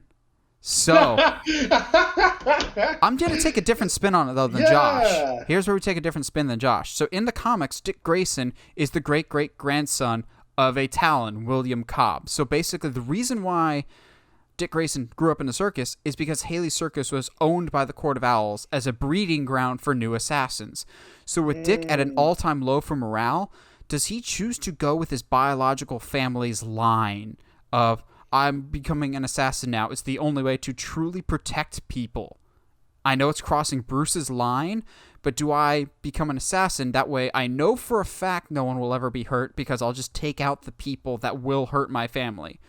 Or do I go and follow my adopted father's route of Bruce and become the hero that he trained me to be for years and years and honor the legacy that he leaves behind now, leaves to the family that he basically gave to me? Do I follow blood or water? Which one is thicker? And so we've got that moral dilemma here. And as he's fighting both Talon, he's drawn to the dark side, a la Luke Skywalker. Interesting. Before ultimately deciding at the behest of Alfred, who has some comforting words, okay, now it's my time. The world, no matter what, needs a Batman. I'm ready to be what my father always feared I would not be. Like, he still has this doubt within him, but now, okay, I understand. I don't want to do this, but it's what needs to be done. And he becomes the new Batman, one-on-one with Talon, becoming the new Batman. So that's how I would do a Nightwing trilogy. Yeah, absolutely. I have no problems. Yeah. Sounds good to me. I think I really like Batman being done in by a common criminal who just got lucky. You know what I mean? Mm-hmm. I kind of really like that. Yeah, I have mine. I had mine being killed by a Talon just because it had to affect Personal. Terry more. Yeah. It had to make Terry feel like, oh, I can't save everybody, and it be like his mentor that he can't save. So that's kind of a bigger thing, I guess. But yeah, no, I like it. I'm down. You've got one more, right? You got Ninja Turtles. Yes, I do. I do indeed. I have Ninja Turtles. So I think I have spoken, maybe not on the podcast, but at least to you, that I miss the roots of the Teenage Mutant Ninja Turtles in the comics, where it's super You doing a dark. black and white movie? No. I don't want it to be black and white, and you'll figure it out why here in a minute. So this movie, this two-parter that I've created, is really just an excuse to get Usagi Yojimbo on screen. That's collectively what it is. But so in order to do that, right? So that's the goal. I had to figure out how to get the Turtles to Japan. So what better way than having Shredder do something that causes Shredder to flee, finally going, quote-unquote, home to Japan. So the Turtles have to follow and end this once and for all. So Shredder kills April and Casey. I'm out. In the first 10 minutes. Okay, you just want to completely alienate your audience. Dude, this movie's not for y'all. This is for me. Screw y'all. Okay, but you can also, redeem yourself if it's the Stephen and Mel Casey Jones, in which case you can kill that guy. Yeah. It's those ones. It's a continuation of the Michael Bay movies. Yeah. That's what I'm going with. That's what I'm going with. It's gonna be really funny too, because I think you're gonna see my bias hardcore as when it comes to Teenage Mutant Ninja Turtles. Let me guess. All the turtles die except for Raph, and he single-handedly saves the day. No, but close. No, I'm trying to put some more emotion into Donnie and Mikey. You know. Ew. I know. Like, have them actually be characters. Anyway, so my first film is called Tmnt Rising Sun. Ooh. Yeah, I'm nailing these titles, bro. So in an effort to the opening is kind of tricky because I need Shredder to kill April and Casey. So I basically just have the Turtles have been messing up Shredder's plan, and he is an evil dude. So let's have him actually do something evil. So he's like, you know what? I need to hit the Turtles where it hurts. So he lures April and Casey and kills them, videos it, and sends it to the Turtles via Donnie's computers. So this is rated R. Yo, dude, trust me, it's rated R. I mean, you could kind of get around that by not having it shown, but whatever. The opening is not necessarily. I'm not sold on it. There was a goal that needed to happen, and I needed to figure out how to get there, and this is how I'm getting there. So the Turtles obviously react. Shredder, although he is evil, is still a coward, and seeing the Turtles attack his base, so wild animals. Really scares him, so he finally flees New York and goes back to Japan. The Turtles find out where he goes, and they are itching to make him pay for this, because it's April and Casey, man. Like, you can't, that's our family, So Splinter, of course, is trying to be like, guys, revenge is never a good thing. I know you're mad. And in all forms, Shredder deserves to get what's coming to him. But nothing good comes from blinding rage and revenge.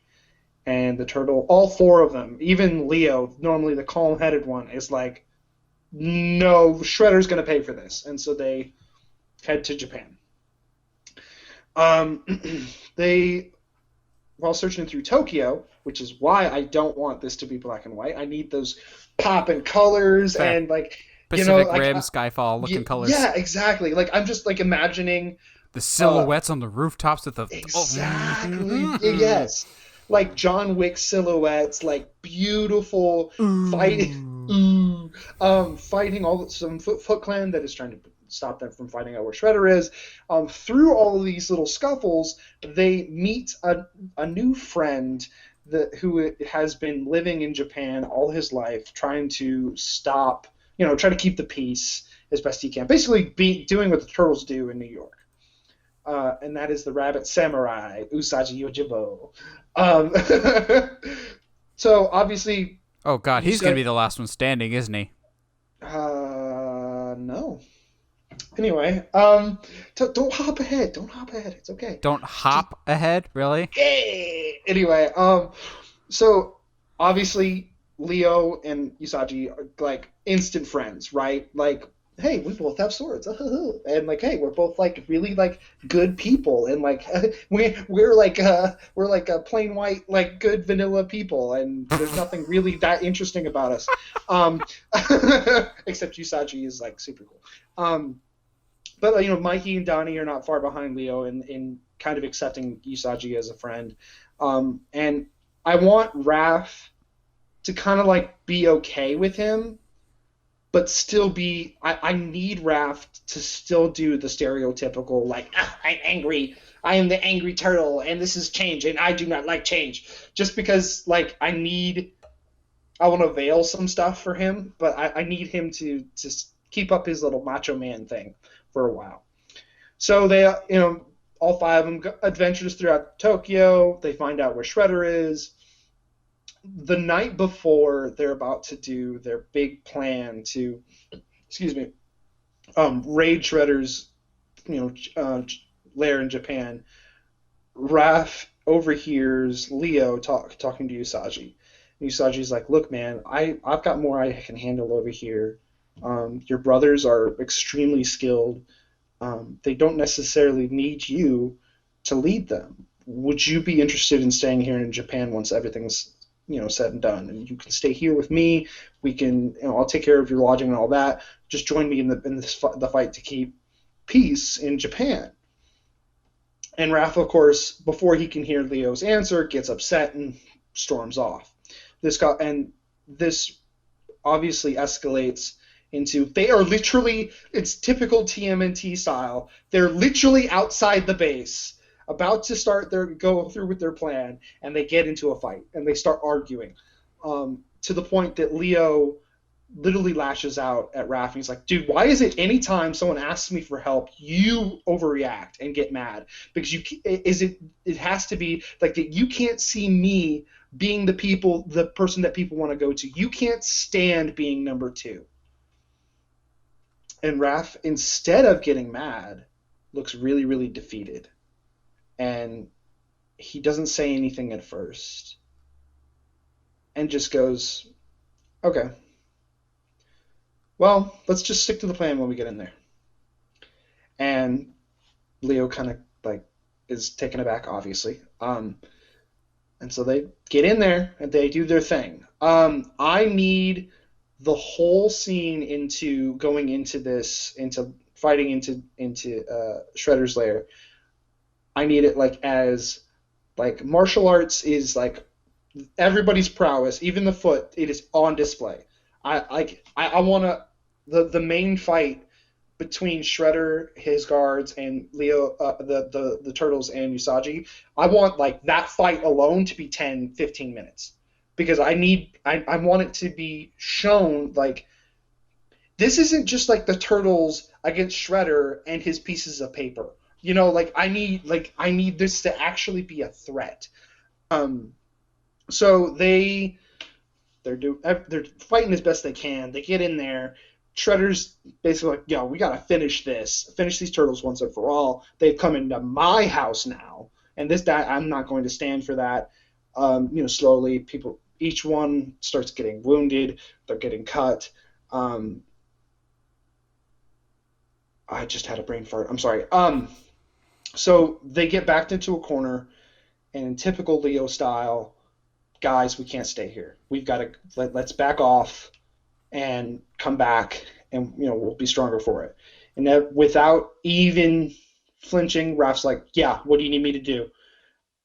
And in the next 5 minutes, in their escape from the exit, Raph and Leo are working perfectly together, in sync, like the best they have ever worked. But with Donnie and Mikey have their backs, Usagi's slicing people down. They are making their way out. I know where this is going. I don't like it. I tell my bias is going to show.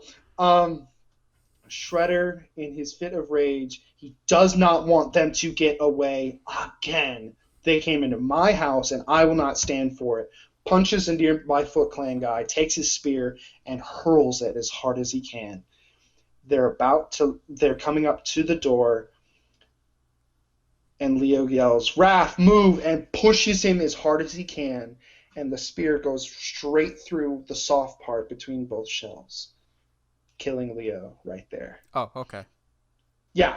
I thought you were killing off Raph, in which case I'd be pissed. But no, you can kill off Leo. Yeah, exactly. But Leo can die. That's fine. Yeah, that's fine. But I need I need moments throughout the movie, kind of sprinkled in there, showing that Raph and Leo are actually on really, really good terms now. It's not like, oh, Raph is all Matty, and Leo's like, haha, I'm big brother, you listen to me. They're actually working really well together, especially in those moments.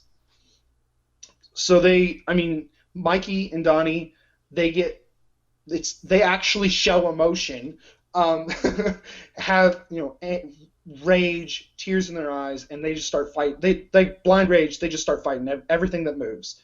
You saw Jesus yells at Raph "Hey, yo, bro, we gotta go," and they put Leo's dead corpse on their backs, and all four of them finally get out, and the credits roll right there.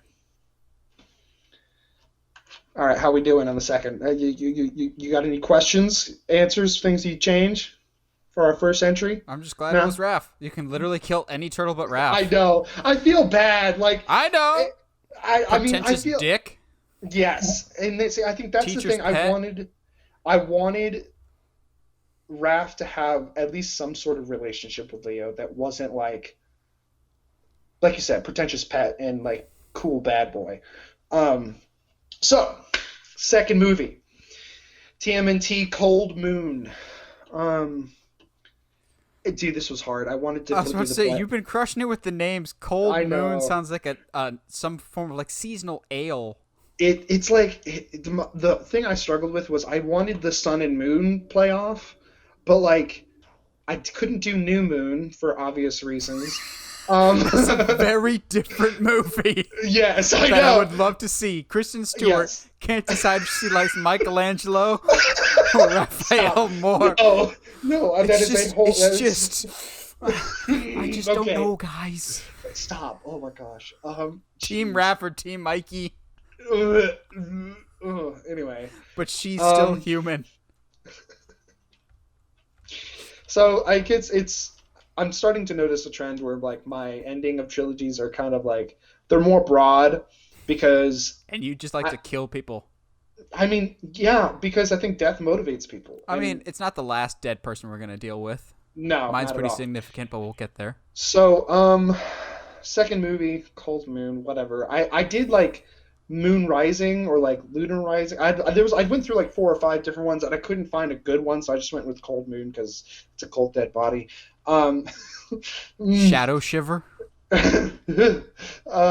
So they're still in Tokyo when we open the film, trying to find a safe place to mourn the death of Leonardo. And of course, so they end up. Mikey brings up that they have. It doesn't matter whether it's Donnie or Mikey, but it has to be one of them two. they're faced. One of them brings up that they're faced with a choice. They could either try to come up with a plan to end Shredder, so that at least Leo's death wasn't in vain, or they take Leo's body and go home so that Splinter can see his son one more time. So Usagi helps them basically put Leo's body in a coffin so that they can take him back. And Donnie basically says, why can't we do both? And so they do their thing. I need conversations between Raph, Donnie, and Mikey, basically calling Raph selfish for always being on, like, basically echoing what Leo said. Like, why are you, like, you're just mad you're not number 2. And what I have written, it's not perfect, but Raph basically tells them, like, well, I mean, yeah, I am selfish. I mean, if you think about all the stuff that Leo and I have gone through, like, and we've come so far. I mean, after all these years, when we finally started thinking on the same place, he wants to just get up and leave. Like, how does that make, like, that's not fair to me. Like, he's one of the few people that, besides, one of you guys that actually believed I could be anything other than just the angry guy. So, like, without him, I don't know if I can truly believe in myself, especially now that he's gone. And, Mikey and Donnie rally around their brother. Usagi is kind of being awkward off in the corner because, like, this is, like, hardcore family stuff going on, and he's just like, guys, I met y'all, like, 3 days ago. So they come up with a plan. They go through the training montage leading up to the final fight. You're the best around. Raph starts coming into his role as the true leader of the Turtles. Okay, so here's where the bias comes through. Yeah, there it is. Move Leo out of the way, Raph. Get over here. Like get the guy with an emotional center in here. Donnie actually starts to learn a lot, like, why he's still the gadget guy and, like, still the plan guy. Usagi starts teaching Donnie, like, all kinds of stuff as far as, like, strategy and, like, just, Japanese culture and, like, I'm losing it. I just lost it. The Sun Tzu, like, stuff, like, war strategy and stuff like that. And actually, yeah, like, adding to his mind of, like, now he's not just the gadget guy. He's the plan guy. He's the guy that, like, can figure anything out. You have got a finger up. I do. I have a thought. I don't know if you've incorporated it into your story or not, but how about whenever they fight, they somehow use parts of Leo's weapons when they go. So, tips of swords could be at the end of Donnie's staff. Mm-hmm. You can add some sharpness to the nunchucks or whatever. Continue. As a nod to what will turn into a Last Ronin story eventually. Of course. Of course. Mikey starts picking up other weapons. I mean, he still mains the nunchucks, but he's like, I can't just be the pizza guy anymore. I can't just be like I'll always be goofy, but I need to learn more. I can't just be this. I've written down, it's time for Mikey to grow up. So. Yeah, it's been long enough. It's been a long time, guys. Why can't our teenagers grow up? But yeah, everything. They go into battle. They kill most of the Foot. Shredder escapes as he always does, but he's severely wounded. So I want to give him a reason to drink some mutagen later and kill the rest of the turtles. Set up your Last Ronin story. Yeah, eventually down the road. I don't have that written here because I wanted these two to be self-contained. Also, the Last Ronin isn't done yet, so you don't know how it ends. Yet, so I don't know what's going to happen. But yeah, so and basically they return with Leo's body to Splinter so they can mourn as a family. Usagi basically, like, Donnie and him have like sat phones so that they can call him if they ever need him, and we kind of The shell cell. Yeah, we kind of put a tentative bow on this part too. I like it. I like that it's a two-part because it's very easy to unnecessarily make this a trilogy, but I would like it better if it's a two-parter. So my last one is my one that's not a trilogy. It's a quadrilogy just because, for two reasons. There's too many individual components, I think, of like there's a big tentpole event that happens in each of these movies that couldn't really be condensed into a trilogy, but also this is how I would do a Superman movie franchise, and one of my favorite Superman stories of all time is one called Superman for All Seasons, in which case it's 4 separate interwoven stories that all take place at different seasons over the course of a year, all told by different narrators. So you've got like the fall told by Lex Luthor, the spring told by Lois Lane, and they all are stories about their relationship to Superman. And I think it'd be a cool way to tie that into movies. While we won't be adapting the For All Seasons, have each of these 4 movies take place in a different season so we can separate it aesthetically, but also throw in a nice Easter egg to that storyline where we won't necessarily be adapting it. So I really wanted to cover for this one Superman from more or less the beginning to the end. So I'm going to address the elephant in the room right now. I don't have Doomsday in this at all. Atta boy. At all. Starting off a good note. Yes. Because I'm going to say it now. Superman will not be alive by the end of this story. And if I killed him off in the middle, only to kill him off again at the end, it impacts when he actually will die for realsies. And I've always thought Doomsday is only there as a character just to kill Superman. That's his only thing. Yeah. And if I want to do it in a way that's much more meaningful and impactful. So, let's start it off the bat with what we'll just call Superman. Because believe it or not, we actually haven't had one of those yet. We've had Superman the movie, which is what the original one is technically called, Superman Returns, Man of Steel. We haven't had a movie just called Superman yet. So this isn't an origin story per se, because we've seen Superman origin enough, but this will be like a year 2 Superman. So it's still very, very early on. He's only just recently moved to Metropolis. He has met Lois and Jimmy and everybody else, but he's still relatively new to the game. He hasn't encountered any major criminals yet, but he's already kind of made his presence known with Metropolis, and I would like them to recreate the scene from For All Seasons that they also did a great job on Superman and Lois, of you can have someone in danger, and when he first makes his presence known to people in Metropolis, he saves the day, and they're just like, oh wow, you saved me, I like your suit, thanks, my mom made it for me, because that's just a great humanizing moment, and I need that to happen. So this is his year 2 story. He's working at the Daily Planet under Lois Lane. I think Lois is his immediate boss, and then above her is Perry White. I think that's more fun.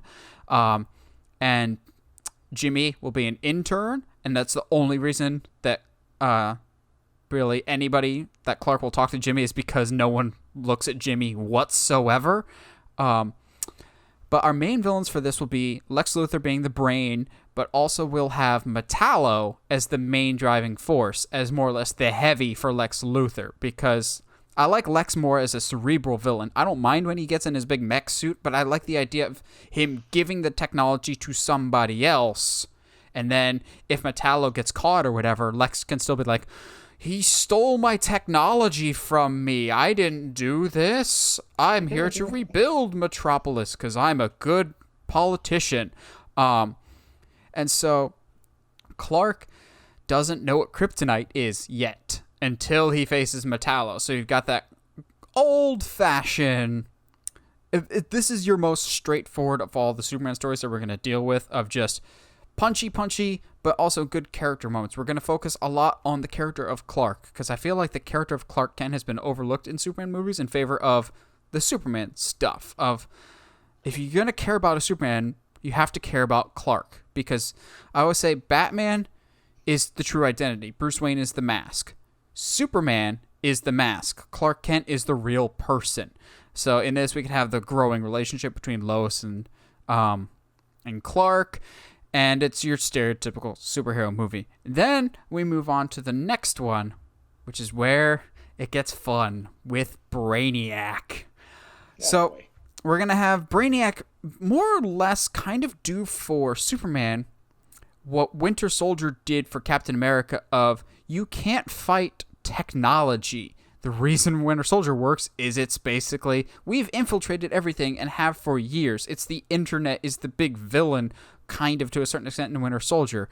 Superman, he's an all-powerful being, but what happens when you come into contact with something that you cannot just punch your way out of? Technology is ever-changing. Plus, Superman, just like Captain America, is a man of a different era. So, a man that sees the world in black and white, what happens when the world around him is becoming more and more gray, and everything is monitored and watched, and all this data to be processed can go to Brainiac. Add on top of that, the difficulty that's going to come into Clark's life when him and Lois decide to get married. So we're going to have Lois and Clark get married in the second movie, but Brainiac knows who Clark is.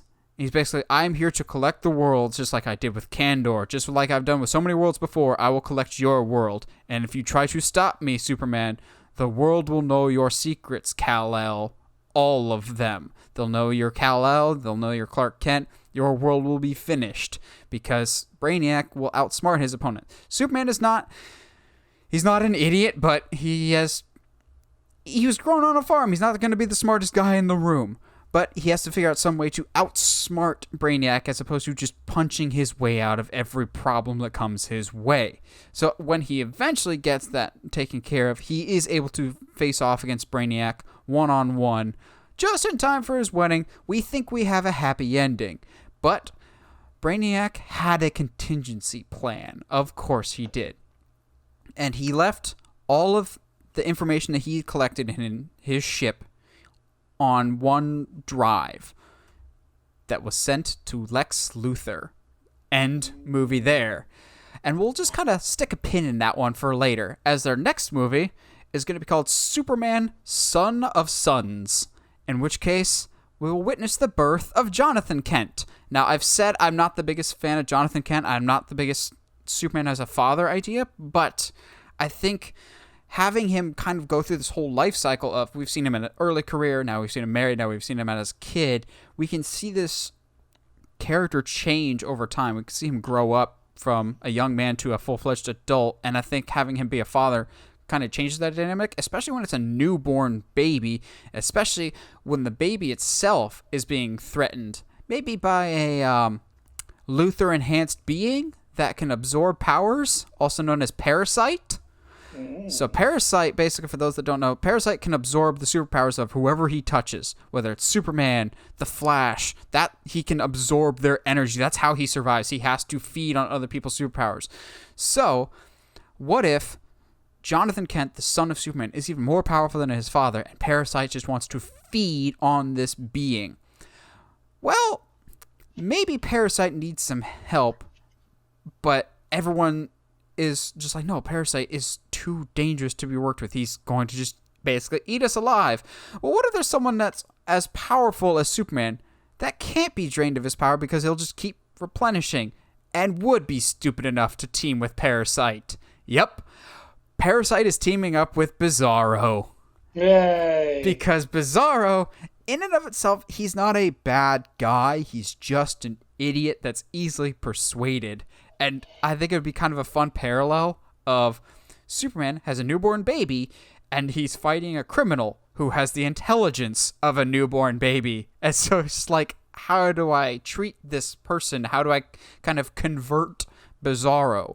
And so the tail end of the movie, Superman finds a way to communicate with Bizarro to be like, hey, you are not what Lex Luthor made you to be. You're not what people have treated you as. You can be great. You can be like me. To which we can kind of have a Iron Giant callback of Superman. I can be like Superman? Yes. And so Bizarro and Superman team up to fight Parasite, and Bizarro can basically somehow sacrifice himself to defeat Parasite and save the world. And Lex Luthor's, of course, just like, oh, why do I have to do everything myself? Which leads us to our fourth and final Superman movie, which I don't know what I want to call this, but I'm really tempted to go The Final Days of the Man of Steel. Because this is where Superman dies. So we're going to open just like a regular superhero movie of Superman needs to save the day. We're going to more or less kind of adapt arguably the greatest Superman story of all time, which is All-Star Superman. Both the comic and our movie will start with astronauts in space that their ship has malfunctioned and Superman more or less goes to save them. He saves the people, but in the process is overexposed to a tremendous amount of solar radiation. So because Superman gets his powers from the sun, he is now stronger than he's ever been before. He can move planets. He's more overpowered than Superman already is. But the problem is, with these great powers, sped up his life expectancy, and he now has about 3 to 6 months left to live.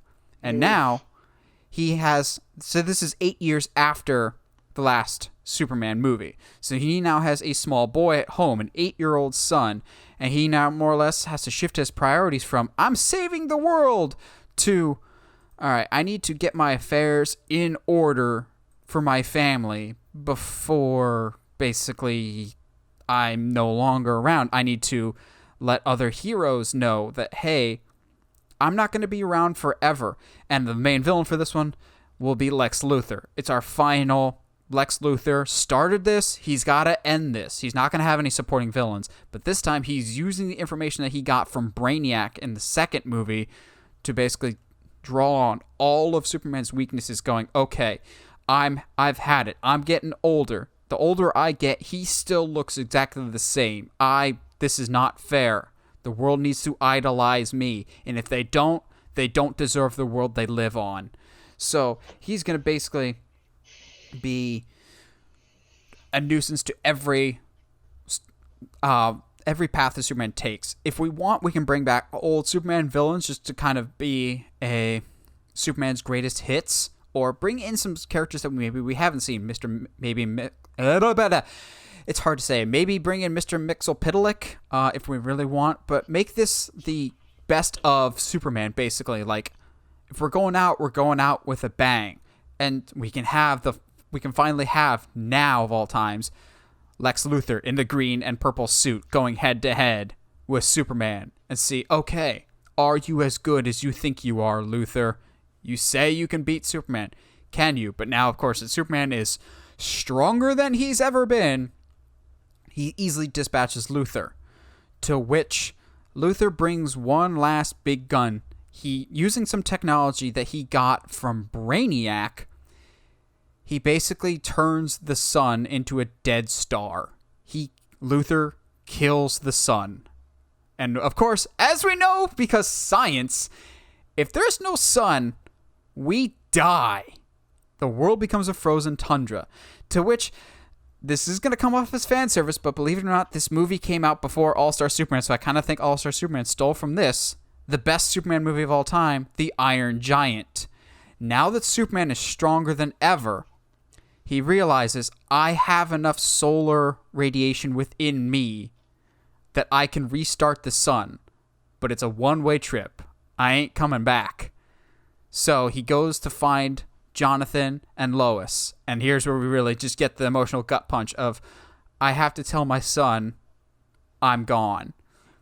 I will not come back. But within you is the future of the world. And if we really, really want to bring this full circle and make it a great story, we can have Clark tell his son, you will give the people an ideal to strive towards. They will race behind you.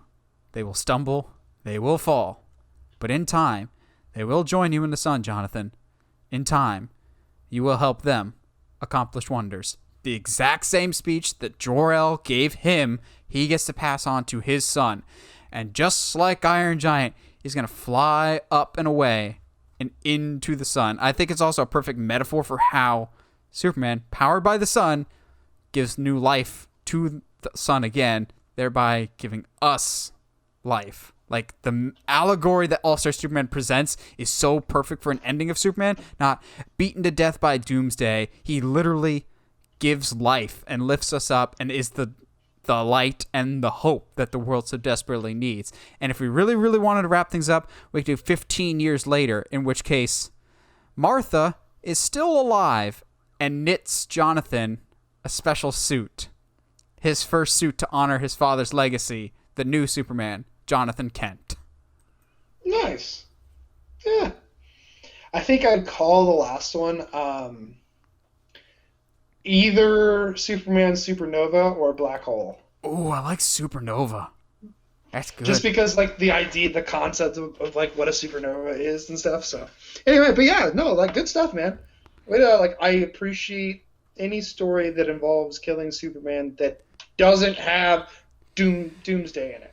Well, I also wanted to lean into the fact that so many people that don't know Superman clearly are just like, Superman's overpowered, he's uninteresting. Lean into that. Make him essentially god tier, overly powerful, but basically show with all this power will come at a cost. And yes, It would be nice if maybe in that final Superman movie, him and his son are watching Iron Giant, and we can have a nice callback. But that kind of breaks the rules. That kind of breaks the rules because to be like, wait, we're watching a movie that has Superman. But here's the thing. Iron Giant ends with him flying up into space and stopping the nuclear bomb, right? That was 1999. All-Star Superman came out in 2007 and ends with him flying off and restarting the sun. Very, very similar to which I'm just going, are you telling me the Iron Giant isn't the best Superman movie that inspired the comics in return? Really? Oh, boy. I knew whenever you said Superman, you had a story about him for this discussion. I was like, there's no way he like tries to tell a Superman story and doesn't bring up Iron Giant. There's just no way. I could have done the one where he teams up with an Iron Giant-esque character. Stop. He anyway, does. I know, but I'm glad you didn't. But yes, if you guys were in charge of a big comic book company or just like stories, how would you tell certain character stories if you've thought, like, this is what I would do if I was in charge of telling Spider-Man stories, or if I could write a Batman movie, here's what I would do. Let us know in the comments below. I always like hearing other people's stories. That's why we do this. We are storytellers. We like to engage with you. I like to hear other stories. I like to tell stories. So yeah, if you have any ideas of what you would do with a comic book character in a movie franchise or whatever else, let us know. We always like hearing from you guys.